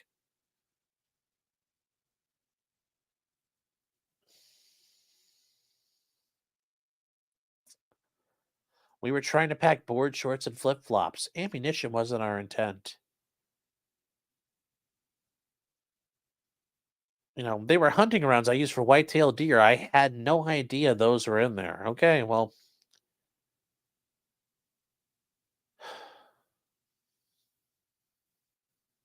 Now, I do like this part for her. She's like, I was like, we both can't be in prison for 12 years. How noble of you. You're like, please step on the grenade for me, honey.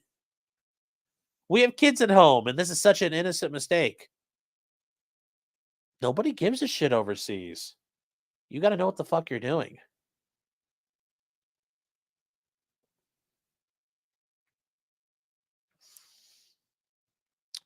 And this has happened before. A guy from Pennsylvania spent 8 nights in prison in the Turks and Caicos after being found with ammunition in his bag at the airport in February. It's incredibly scary, yeah. Who's awaiting a court hearing on May 3rd. So his stuff is still not over. Yeah. A guy from Indiana received a 6-month prison sentence last year for pleading guilty to possessing ammunition in the British overseas territory. And that's the reason why their gun laws are so fucking crazy. It's administered by the British government. It's part of the Commonwealth. They still say God save the king. I mean, although, that said, you feel like, oh, it's prison in the Caribbean. How bad can it be? It's not nice. It's a very shitty prison. Now, yes, the State Department is involved. And they said, we're aware of the U.S. citizen of the Turks and Caicos. When a U.S. citizen is arrested overseas, we stand ready to provide all appropriate consular assistance. Now, remember, I talked about this with Brittany Griner. Consular assistance. What's going to happen? The State Department official is going to walk in. They're going to meet with you, and they'll say, hi, buddy. How you doing? How you doing, champ? Yeah, I hear things are kind of rough. Listen, are they beating you? No. Are they treating you bad? Well, oh, it's hot here, and they don't really have running water, and you're getting the poopsies. Aw. But they're feeding you, right? Yeah. And they're not hurting you? No. Okay, well, good luck. You're like, yeah, sorry, you're not a black lesbian basketball player, and well, we already gave away one of the world's most dangerous arms dealers, so we don't really have any more bargaining chips left, so toodaloo. And then they walk out the door. That's what's gonna happen. That's all they're really doing at this point. Now, do I think the State Department, I hope to God, they're like, listen, Turks and Caicos, you guys need to get a fucking grip. Come on. Give him some low-level shit and just leave him alone. Jeff says, why are they not just deporting them? I mean, think about it. If a guy broke the law here, would we say deport him? No, we'd want him to go to fucking jail if he broke the law here. They have the right to do this. They don't want people bringing weapons into their country or ammunition. They have the right to say, we're going to put this guy in prison to make an example. So all you dumb fuck Americans don't, they're like, oh, he's gun smuggling. Well, they're going to show you we are serious. We're going to say, oi, you best have a license for that. Because they have the right to do that. It's their country. It's their rules. That's why you don't do dumb shit in foreign countries.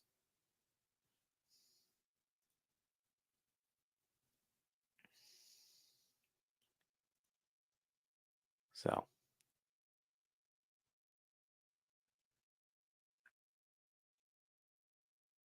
Sean can have backpack merch now. Yeah. Patty's right. Go to a homeless shelter. They'll give you a backpack. Yes.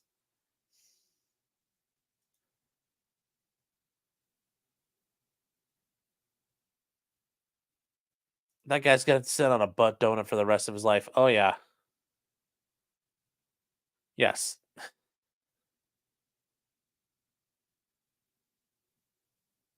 Luke says here, like I'm a fucking American. Just kill me now. Well, hey, you live in the Shire. But it's cute. You live in the Shire.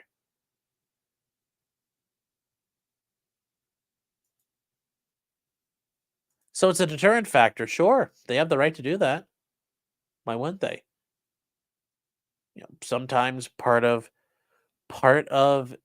criminal justice is punishing the accused, trying to get them rehabilitation. But one of the other principles of punishment is deterrence, setting examples. We don't tolerate this, and if you do it, here's what's going to happen to you. Yes, don't trust State Department. They're shit. Well, there's that too.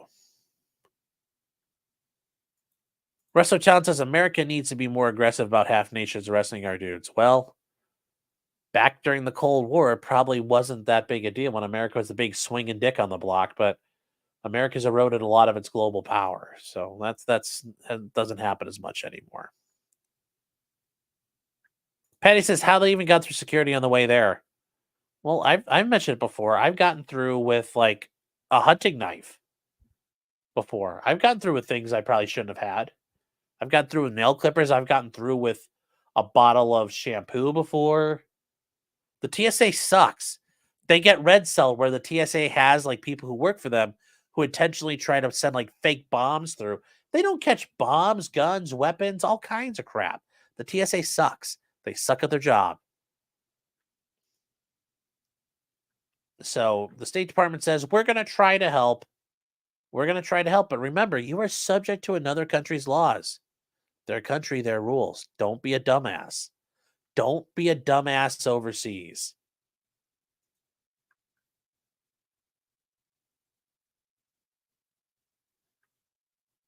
So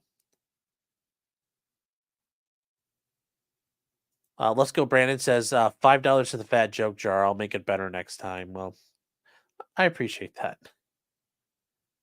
There's a bunch of comments here I need to catch up on. Big Happy says Joe Rogan says he buys brand new luggage every time he flies overseas. Smart move. Okay. Well, you don't have Joe Rogan money, but you can have separate things.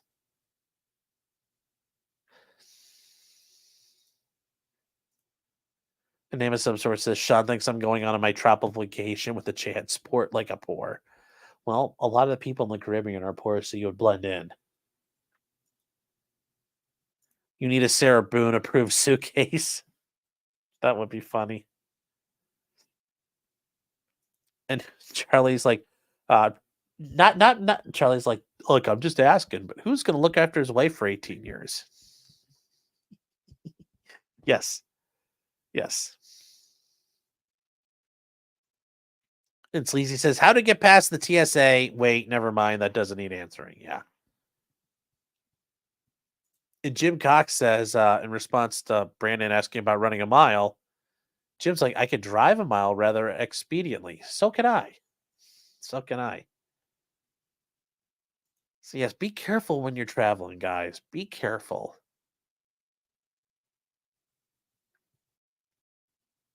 Let me guess some lame all-inclusive resort they were at.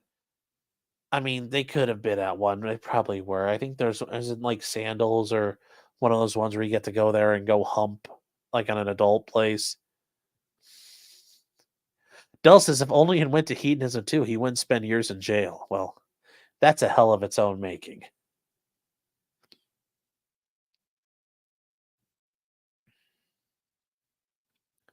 Hedonism too is foreign country. Yes, it's a country unto itself. Although it's in Jamaica, Jamaica's not exactly a safe fucking place to go either. So, yes, be careful when you go overseas. Brittany Griner intentionally taking fucking drugs over. That was retarded. Using your hunting or range gear to go out of the country, just as retarded. Although to be fair, if he had used that and gone to Massachusetts or New York or Rhode Island or Connecticut, some of these, or even California, you need to have license or permission to possess ammunition. He could have had a felony on his own, like go up to the state of Massachusetts. You need a license to possess ammunition. So he would have had the same problems in the state of Massachusetts. So, yeah. Yeah. Just, you got to know what the fuck you're doing. You got to know what the fuck you're doing when you're playing big kid games like that. Oh, another thing we've been covering this, and I'm hoping we can find, like I said, when it comes time, I'm hoping we're ready for it. Cain Velasquez attempted murder trial, sorry, not murder trial, attempted murder trial is going to begin in September. They have not resolved it. So he is going to go on trial September 9th. And this will be very interesting.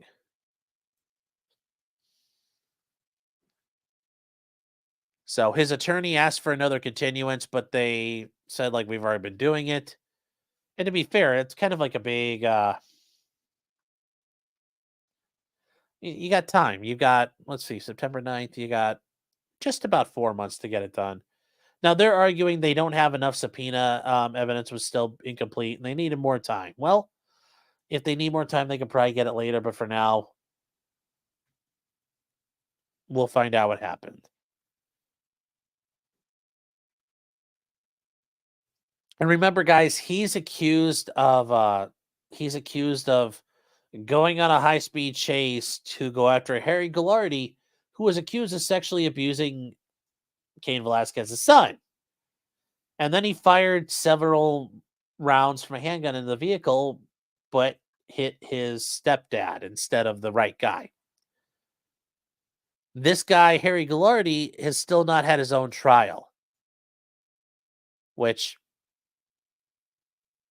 let's face it, if he got convicted of diddling a kid, well, that makes Cain Velasquez a lot more sympathetic in a jury's eyes. So, yeah. Yep. So the next date is in June. They're going to have a trial readiness hearing, and they're going to have an emotions hearing in August. And the witness lists are all by September 4th, and the trial starts September 9th. So we don't know everything that's going to happen there. But yes, he faces a minimum 20-year sentence up to life if he's convicted. So we'll see what happens for Cain. We'll see what happens.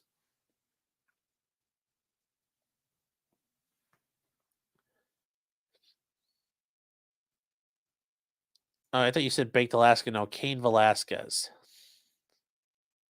Yes, his 4-year-old son. Yes.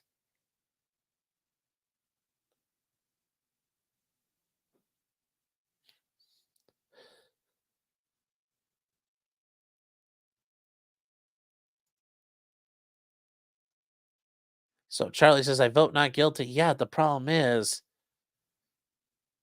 you hit the wrong guy. And unlike, Harry Goulardi might be innocent. Like, let's think about this. I vote not guilty. What if that guy's innocent? What if they find him not guilty and it turns out he didn't do it, it was someone else? That means Cain Velasquez chased down and shot at a man he had no right to chase. I mean, think about it. Think about it like if Gary Plache had shot the wrong guy. Or if his victim hadn't admitted to doing it and there wasn't a lot of proof. And then it turns out it didn't happen. What do you say? Like, well, you got fired up and oopsie poopsie, these things happen. Well, no, you wouldn't do that. That would be fucking insane as a standard. So we are not gonna let him do that.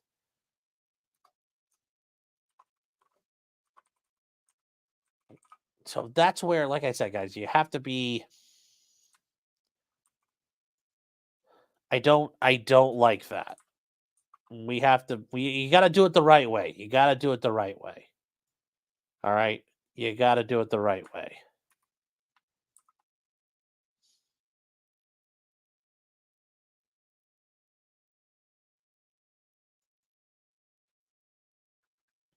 Yeah, he's no Gary Plache. Well, he might be, but KJ says nullification trying to get a pedo. How do you know the guy's a pedo, though? The guy hasn't admitted to it yet. I don't think there's any proof other than the kid says it, but are you willing to, like, is the 4-year-old gonna, like, the 4-year-olds have never been incorrect? Like, let's say it turns out he was mistaken and it was someone else. You killed the wrong person. Like, oh.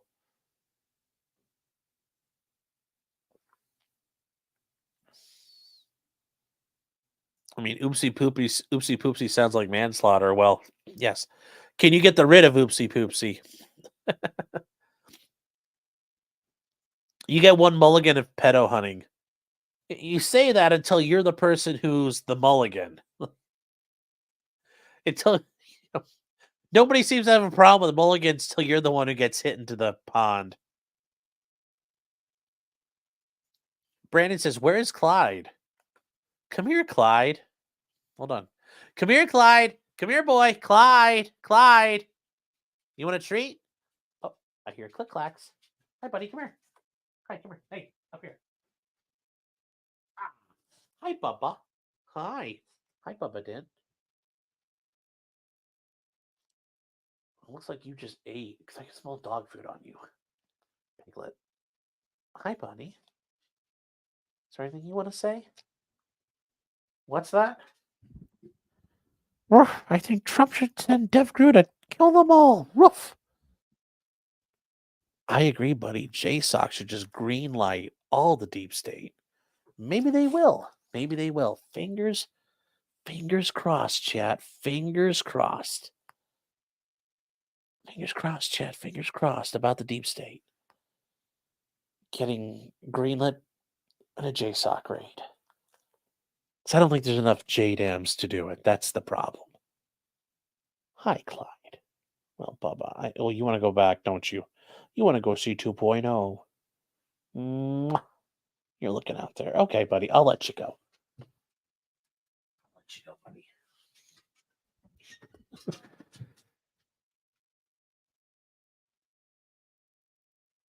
Everybody gets a fertilizer delivery, yes. Lacey says, not trying to start drama, just curious if you saw Nick's stream with Uncivil last night. I saw clips, and you know what? I've Kurt looks like Kurt's doing good. I mean, he got up there, was showing off the guns, and people might joke about that, but hey, he's been getting at it. He's been improving. Who doesn't want to see that with people they know? Somebody's out there working on stuff, and also like he's doing a cert petition. That's pretty fucking cool. He's writing a petition of certiorari to the U.S. Supreme Court. Is it going to work? Well, the odds are not in his favor, but you know what? I haven't done that. That's pretty fucking cool. I hope he gets it. You know how dope that would be? He gets to go argue that in front of the Supreme Court, or they get deep into the process and he gets kind of like what's going on with Null and the Farms, where they might get listed and then they get sent to a scheduling, like a conference. I mean, that's practicing lawyer as fuck. You're in front of the Supreme Court. Also, I mean, imagine all the content he gets out of for that. But yes, I mean, real practicing lawyer. I mean, I'm just some schmuck out here doing, criminal defense work. Kirk could be a guy in front of the Supreme Court of the United States. That is epic. That is epic as fuck. So, I mean, that's up there with, like, I think Ron Coleman's done Supreme Court stuff, but that's pretty cool. That would be really cool. And like I said, Kurt's kicking ass and taking names. I was in the ghetto trenches of Nick's Rumble chat last night. Yeah, for a little bit, but not long. Clyde has his right-wing death squad ready. Well, I mean, who doesn't? Who doesn't? I mean, if you don't, are you really prepared? Luke says you didn't even give him a treat. He didn't want one.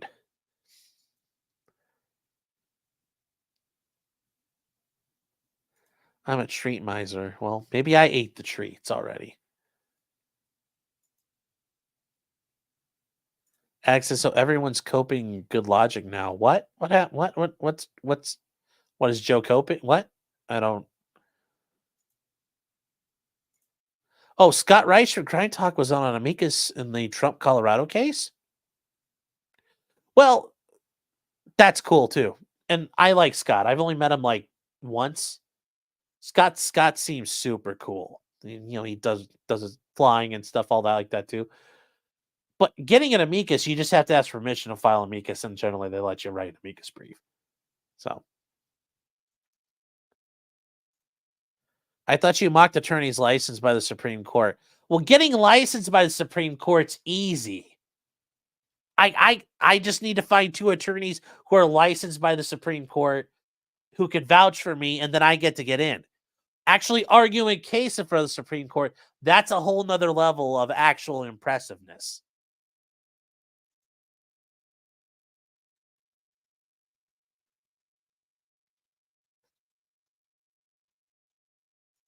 Russell Town says, when I kiss my cats, it's straight. When you kiss your dogs, it's gay. Kurt would at least attend a Zoom hearing, unlike Nick. Yeah, I did see that clip. That's hilarious. J-Rock says, I'd like a right-wing death squad. Well, you can always start one. It's never too late.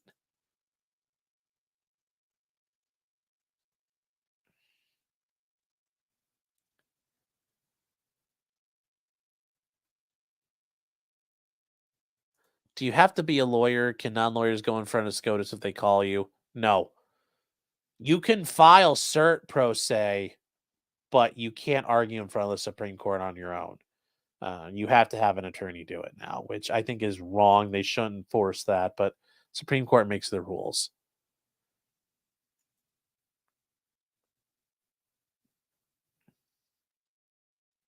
Sunshine says, "Have you ever gotten sick from eating cookie dough?" No, and I mean, let's look at me. I've eaten my fair share of cookie dough. I've never gotten sick from it, but I have eaten cookie dough. I'm not going to hide that, because if I tried to lie, if I tried to lie and told you I've never done that, I don't want to. I don't dare offend you, because that is too easy of something to be. There's no way I can lie about that effectively. I wouldn't insult your intelligence. Cookie dough can have salmonella. Everything could, but I've never had problems. Yes, I'm very doughy. If you get sick cookie dough, your genes are weak. Yes, they are. Yes, they are. All right, guys, moving on, moving on. And in other Trump news, this was, well, I mean, it's something to take note of, because we've been covering this here.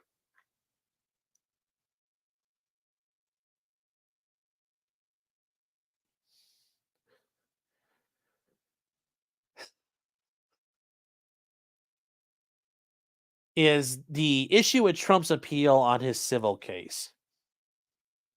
Now, when we covered this before, Trump had found a company out in California that would float him the $175 million bond to keep Letitia James from getting her grubby hands all over Trump properties. And probably the only time she'll ever be within smelling distance of high-end luxury properties in her life. But, it's her way of being allowed through the front gate. So, yes, this is her and all her, brave womanness. So she had raised questions about the bond, saying, are they legit? These guys are kind of sketchy.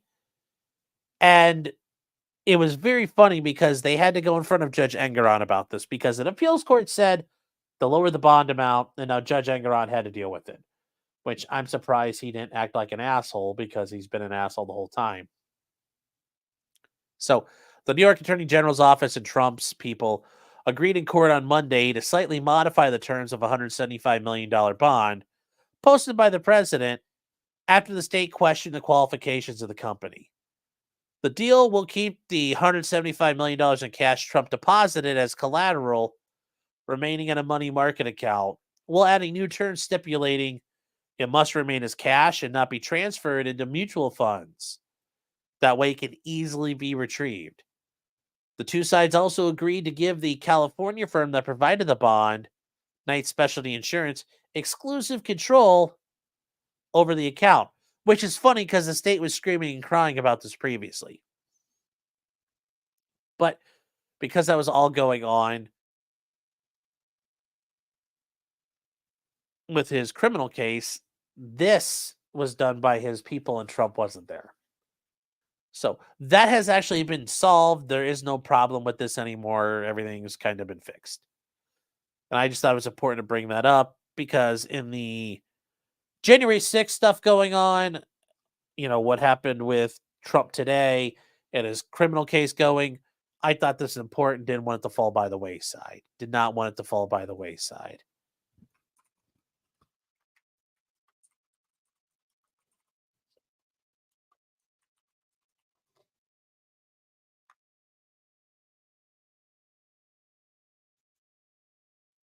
Now, in addition to, hold on here,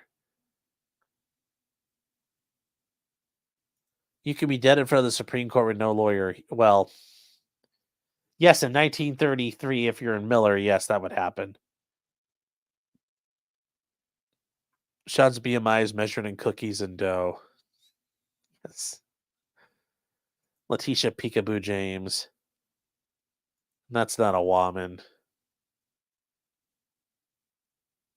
It says, can you imagine Big Mike hitting Letitia from the back? Oof. No, I don't want to think about that. Yes, the judge doesn't know what a money market account is because he's too busy taking nudes for his high school graduate magazine. Yes. Yes, he can't even count to 175, but that's for him. That's for him. That's for him. In other news, and I did want to get to this, just mentioning some Second Amendment related issue here. There is a case, guys. Another gun case is getting heard from the Supreme Court. And it is Garland v. Vanderstoke. And what are we challenging with this one? Well, this is there was Cargill v. Garland, and that was challenging the bump stocks, which that one didn't go so well for the DOJ.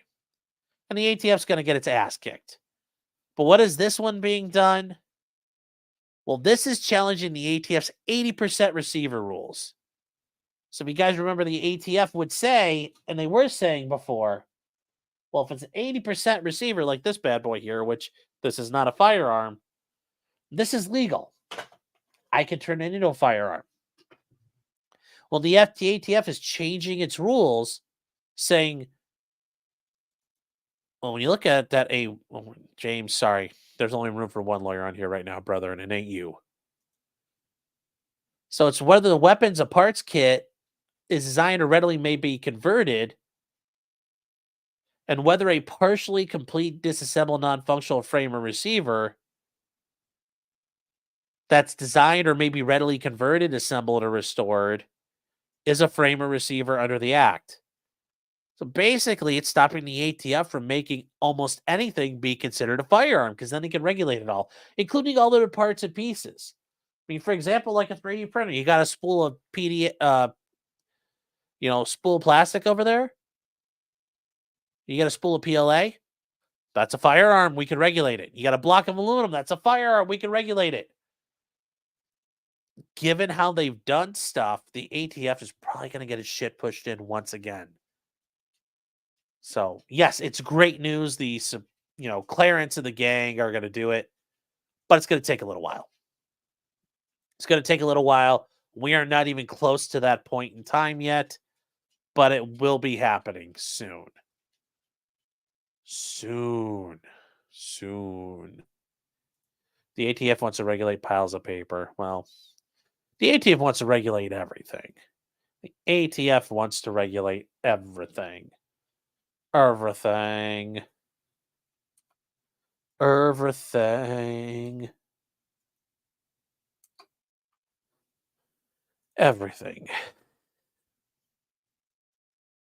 Now, this one, guys,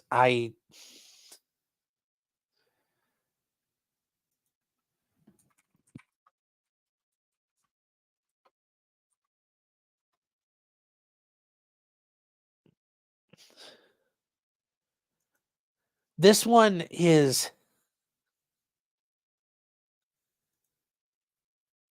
involves a judge who screws up, and this judge has an oopsie poopsie. And I'd love to show you it from the website itself, but this website is paywalled, which sucks. So we're going to go back to the article it came from. So, and this is from an attorney that's out there in Texas, and he points out a judge recused herself and declared a mistrial after she says on hot mic the defendant is going to get convicted and get a bunch of time.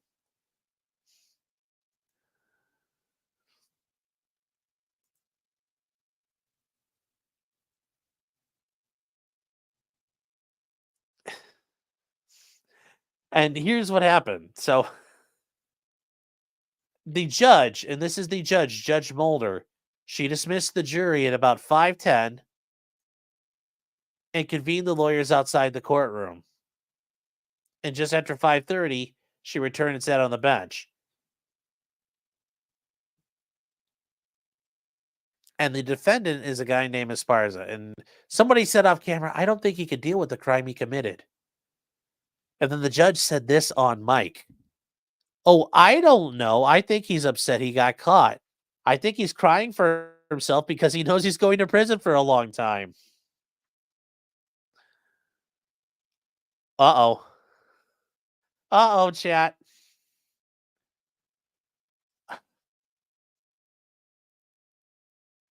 And then she said, I'm really frustrated with no one following the law. And then we all know he's going to get convicted and get a bunch of time, but that doesn't mean you can just phone it in. You got to follow the steps. And there was a live stream, and I have not found the copy of the live stream. And I've asked around, I have not heard it. But the judge says, oh shit, I'm still streaming. And it's a judge running for the Court of Criminal Appeals.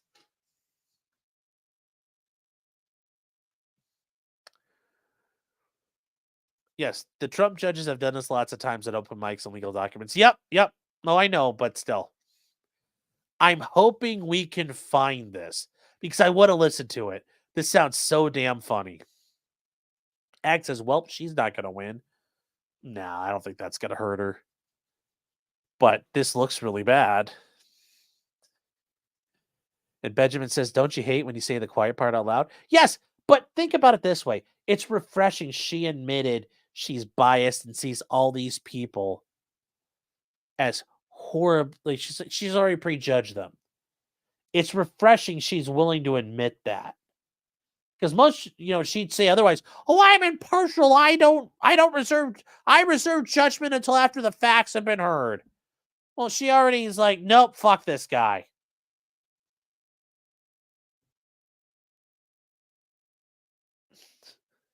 J-Rock says, you've never gone in chambers and had a candid conversation? Oh, no. That's... First of all, J-Rock, lower your fucking voice. I've had candid conversations, but I never admit my guy's going to get convicted. I never say we're going to lose. I might say, like, look, Your Honor, I understand this is probably not the best look for my guy. And I understand the jury may not buy what I'm, pick up what I'm putting down. But I never concede like that. I would never concede that fact.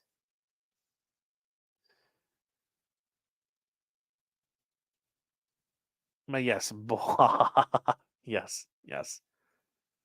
But for a judge to say all that in the courtroom and not fucking, you got to remember where the fuck you are. Remember, you go to a foreign country, don't do that. You're in court, don't do this.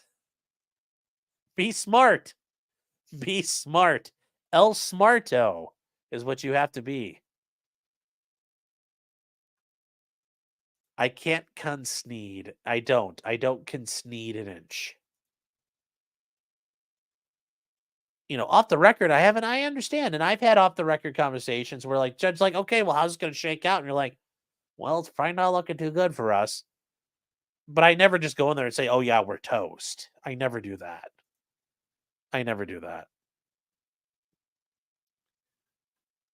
But I just, it's just on a live stream. And I want to find this fucking live stream. I don't know where it's at.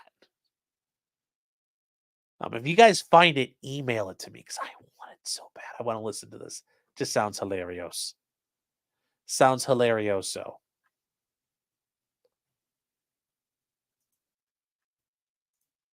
Let's see here.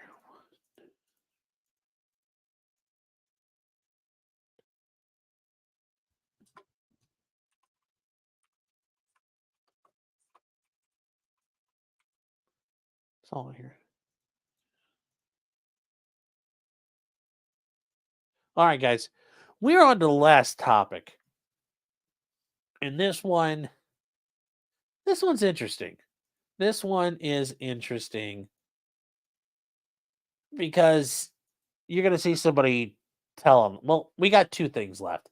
And the last one's just more of like a kind of a humorous comment. This one's just funny. But we'll start off with a little slightly more, funnier and serious one. Yes, I can't sneed waiting to exhale.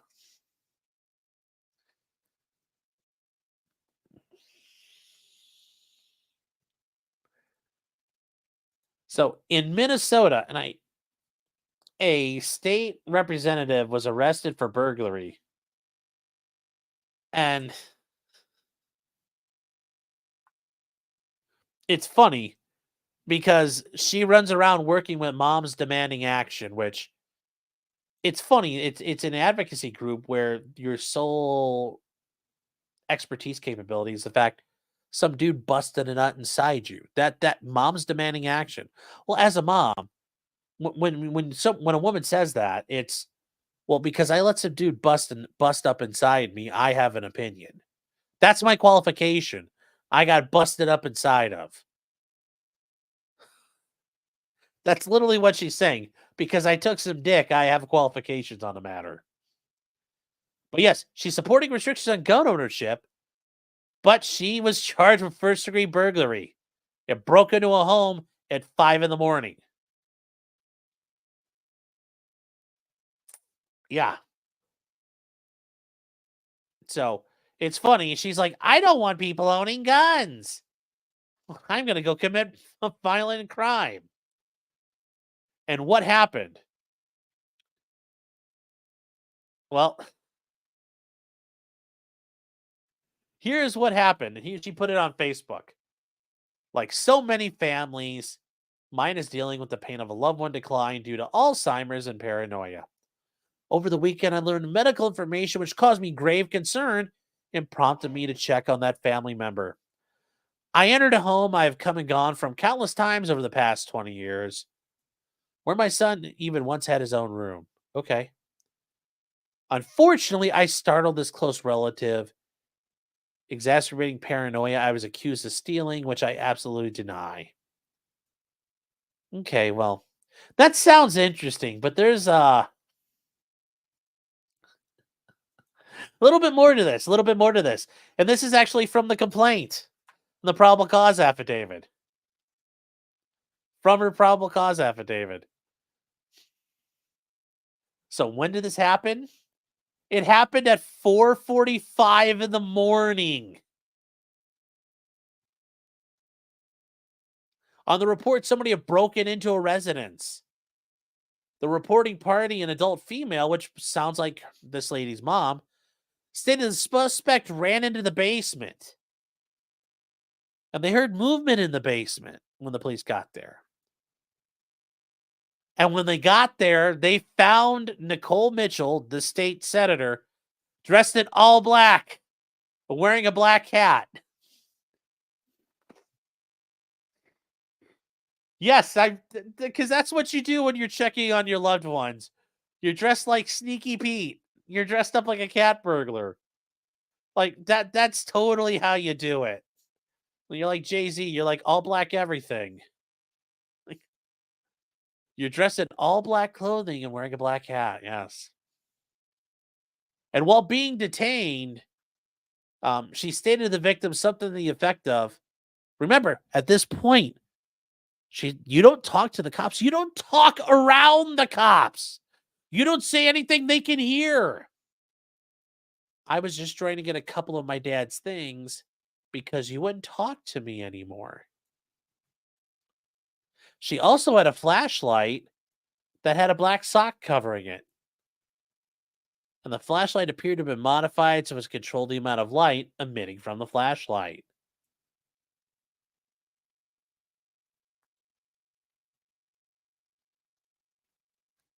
Yes, because this is how you check on people you care about. You sneak in through a window and you find a window in the basement and a black backpack stuck in the door, in the window. And when you search the backpack, they find 2 laptops, a cell phone, her driver's license, which why the fuck would you do that? Her state Senate identification, and a bunch of Tupperware.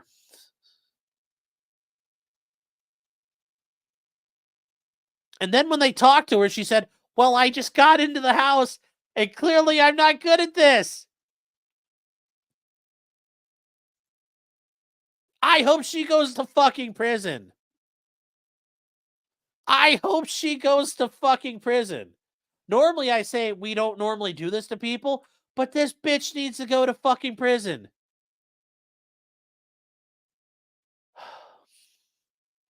She needs to be in prison. Because she passed laws that I go to prison for owning a gun. I mean, listen to this shit. She was given a Miranda warning. Remember, when they tell you about your right to remain silent, that's a hint you're in trouble. That's the danger warning. After hearing it, she stated, "I know I did something bad." Yes, you did, you communist. She explained her father had passed away and that the victim, her stepmother, had ceased all contact with her and other family members. She wanted her late father's items, and the victim refused to give them to her. And she described these items as a flannel shirt, ashes, and other sentimental value. And she admitted driving her vehicle from the Twin Cities, noting she left at 1 in the morning. So she drove for like 3 hours. Fucking crazy shit, man. She admits she got in the house through the window where the bag was discovered.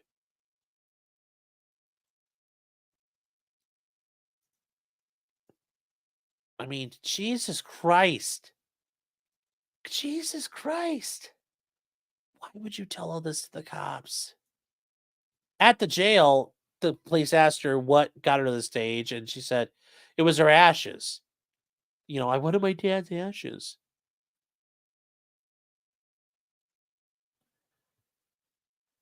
Oh. But then there's the issue about the laptops. And so Mitchell opened the laptop, which don't do that. And the victim's name popped up on the screen as the login name. And the laptop wasn't password protected. And then she stated, "Oh, she gave me that laptop way back when." And they went and spoke to the victim, who said, "Nope, I didn't give that to her." Yes. Oh, look, an entitled white woman. Yes. Yes. Did she drive by Nick's house? I don't know. Yes. Tom Clancy Ghost Recon Mom's silverware. Sounds like her name is Karen. Yeah, well.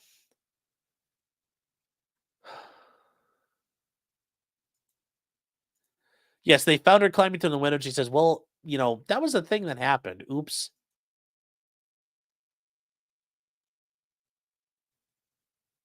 I seriously. The burglar needs street clothes to get away, not Splinter Cell. Yeah, you don't wear a ninja breaking and entering outfit. You need to be a gray man. You need to be the gray man, not the. I can't see. Don't be a gray man, not the black man. No, no, no, no, no, no. Don't click that. You need to hide. Yes, and I said she's a mom's demand action leader too. And from our friend Rob Dorr, if you guys remember Rob, he is part of the Minnesota Gun Owners Caucus. And Law of the Wild with Rob Dorr. I don't know if he's been on lately, but he does have a channel here on YouTube. He did highlight something. He put this on his Twitter. This is how things are calculated in the state of Minnesota when you talk about the different charges and your sentencing levels. So this is actually kind of like a basic bones version of what the federal system has. Because in Ohio, we don't have charts like this. So this is actually kind of interesting. So for her, she had a burglary first degree of an occupied dwelling with a criminal score of 0. Because I don't think this lady's history. She's looking at 21 months minimum. Oh my God. Bye, Felicia. Bye. Just as Noel was saying about Russell Greer. Bye-bye. Bye-bye. Get to go to prison. Bye-bye. You can hang out with the lady who, Kim, you can hang out with Kim Potter. Bye-bye. You're going to be somebody's girlfriend. Bye-bye. No more moms demanding action from you. Bye-bye. Well, actually, moms in prison might demand some action from you. Bye-bye. Not the kind of action you're hoping for. Bye-bye. So, don't fucking tell on yourself. Just shut up when the cops show up. God.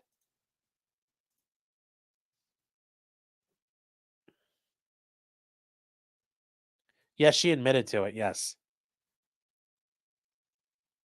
Benjamin says, "Don't say that, you dumbass." Yes. So where does traffic court fall on that? Where does it fall on the On the sentencing thing, yeah, I don't know if you missed that. Would it get aggravated because of her position? No. But it will because if let's say the lady does have Alzheimer's and she preyed upon her, the judge isn't gonna be thrilled with that, and neither will the prosecutor. Kim Potter already got released already. Oh, well. Oh, well. Kaiba said, "Shut your fucking mouth, Sean. A cop is right behind you." Yes, moms demand your commissary. But she's lucky because, like, you break into someone's house, you startle somebody.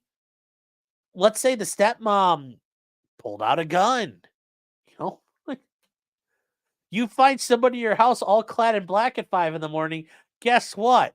If your response is this, remember, not a real gun. You know what? That's probably not outside the realm, even in Minnesota, to go, boop. Or if you have a big old knife and you decide to tickle her spleen with it, that's probably going to be acceptable too. Would it be a theft by a public servant? No, because it's not in her position of authority. So it's not like she stole from the state or broke into the state house. But yes, they're very likely probably are some trying to, stealing from an elderly person. In Texas, she'd be fertilizer. Yeah, yeah, yeah. To get your mew on, yes. Get your mew on. And guys, we got one last thing, and we're gonna end this one kind of on a funny note because super Cyndaquil. Nice to see you here. I don't think I've seen your name before, so thank you for being here. I appreciate it. You stopping by.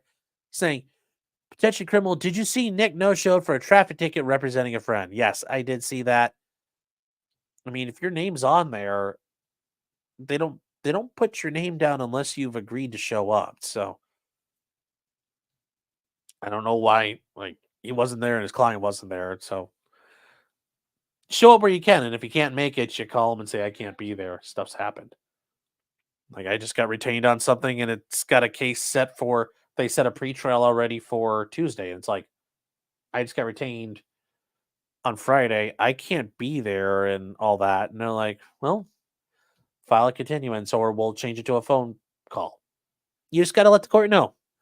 If you let the court know, a lot of things you can generally work your way around. But this thing here, guys, this is an example of how I agree with, this is Grand Theft Auto in real life, chat. This is Grand Theft Auto in real life.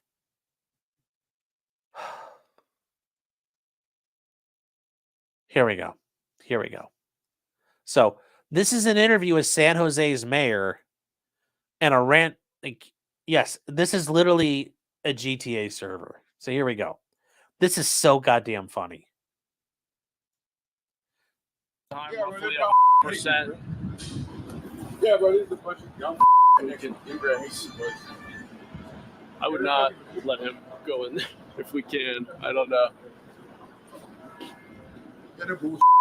You want to say something stupid? Drop the word, just slap him in the face. So we're doing an interview, sir. Are you doing an interview? Yeah. Oh yeah, I'm moving on. I work right there. I'm talking on the phone. You got a problem? Yeah, we're just trying to do it. Okay, cool. I appreciate you, Mike. Yeah, Shemai. As you can tell, things are already starting to escalate. Brandon says, "Where do I have to commit a crime to retain you?" In the state of Ohio.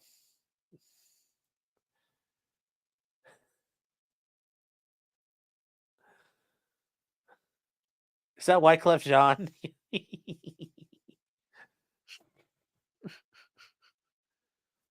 Oh. Cypress Cynical says, "I'm mostly an audio listener at work." Well, thanks for being here. I appreciate it. Hopefully I make your day go by faster.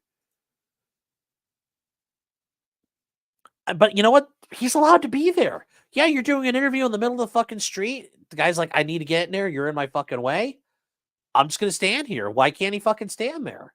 Well, we're doing an interview. So the fuck what? Remember, guys, you think you hate journalists, but in reality, you don't hate them enough. And you think you hate politicians, but you don't hate them enough.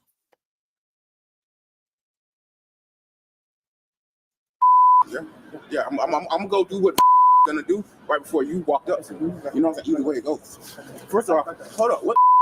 No, bro, hold up. No, let go. Hold on a second. Let go. I'll smack you right now, bitch. I will smack you. You want to get smacked?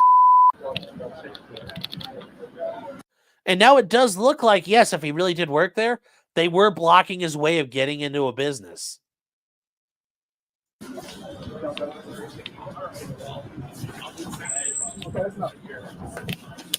Hey!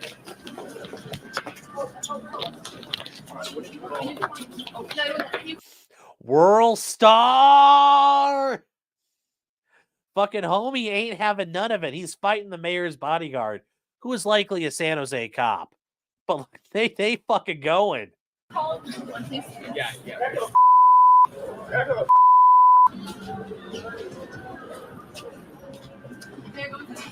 Back up.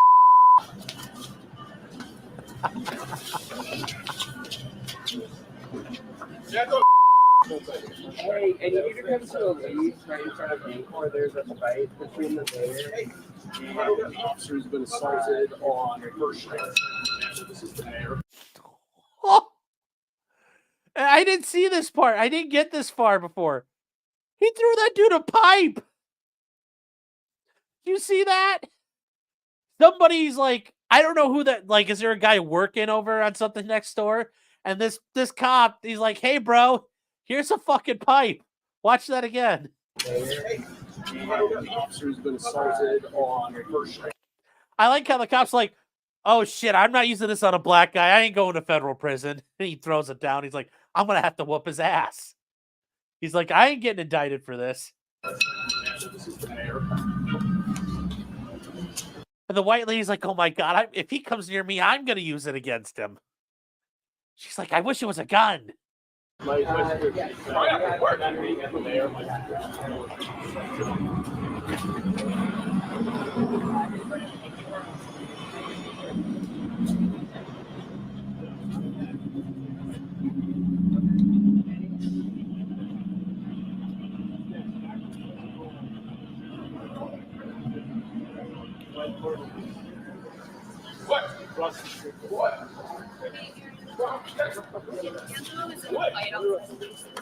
Oh, now they're just slap fighting. This isn't as fun now. Okay. Not at the moment, but This guy's just. Why are you on the phone talking? I'd just be like this whole time. Like, let's go! Come on, somebody sweep the leg. Do a double leg. Come on, guys.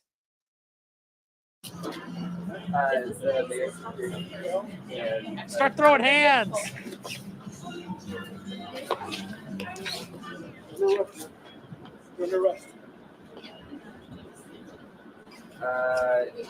just on the Mayor's holding it right now.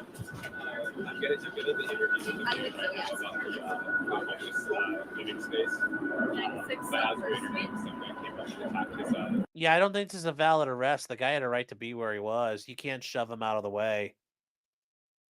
It's a fucking public sidewalk. You go fucking film somewhere else. He's allowed to stand there in the shot. You can't kick him out.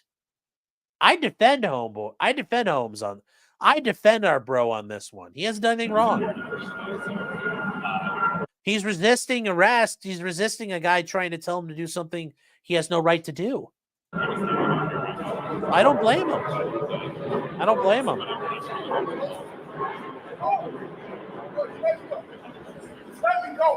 yes. Also, I doubt this guy clearly identified himself as a cop to start. But, yeah, no, for sure.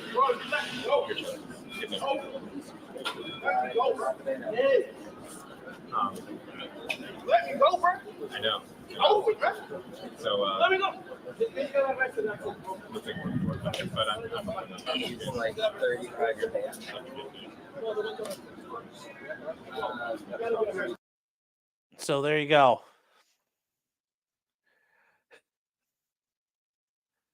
Probably the most work that bodyguard has done in a minute. Yeah. Yeah. Yes.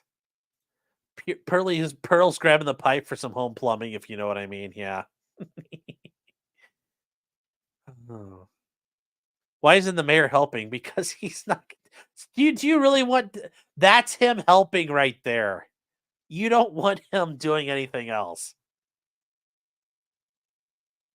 Yes. What the business? What the business? What the business?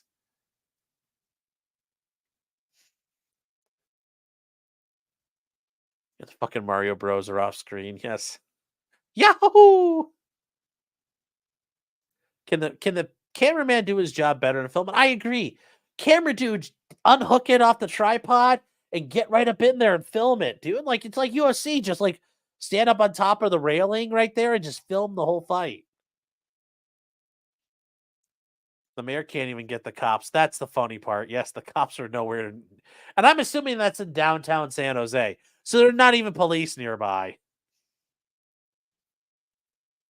Wasn't the security wrong for pushing him to start with? Oh, I agree. I agree. He has no right to do that. And I would defend this dude, like, fully in that regard. MF Boat the first, as I see, you know, your judo well. And it's just that dude's probably been in fights. It's just you lock up and you just keep your hips back. You sling homie's backpack as you can and get the fuck out of there. Well, there's that. Yeah, but hey. Yeah, the dude on the bike's just trying to go by.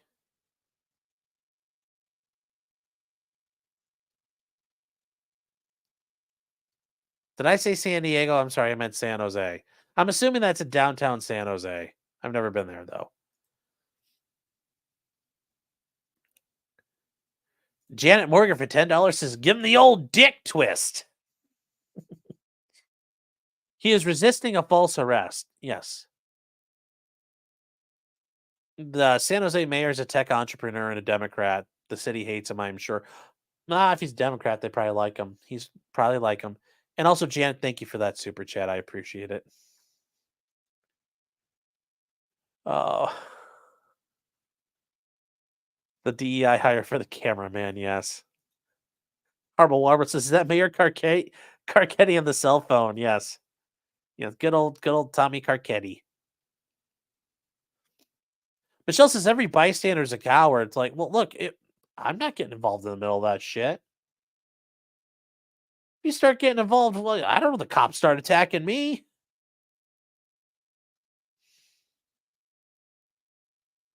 Yeah, an unlawful arrest, the mayor going to be writing a check. Oh, I think so. I think that guy is illegally being harassed. I totally do. I don't think they have the right to come after him like that.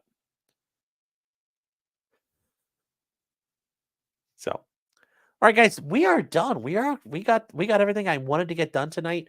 We have a bunch more stuff to get to. If we have time tomorrow, we might be able to do. Let me see here. What else do we got? Yeah, actually, we might have time tomorrow to do a little bit more. Might do a Friday night show. So, what our plans are for tomorrow? Well, tomorrow we have to get to the saga of, well, not only the saga, but we are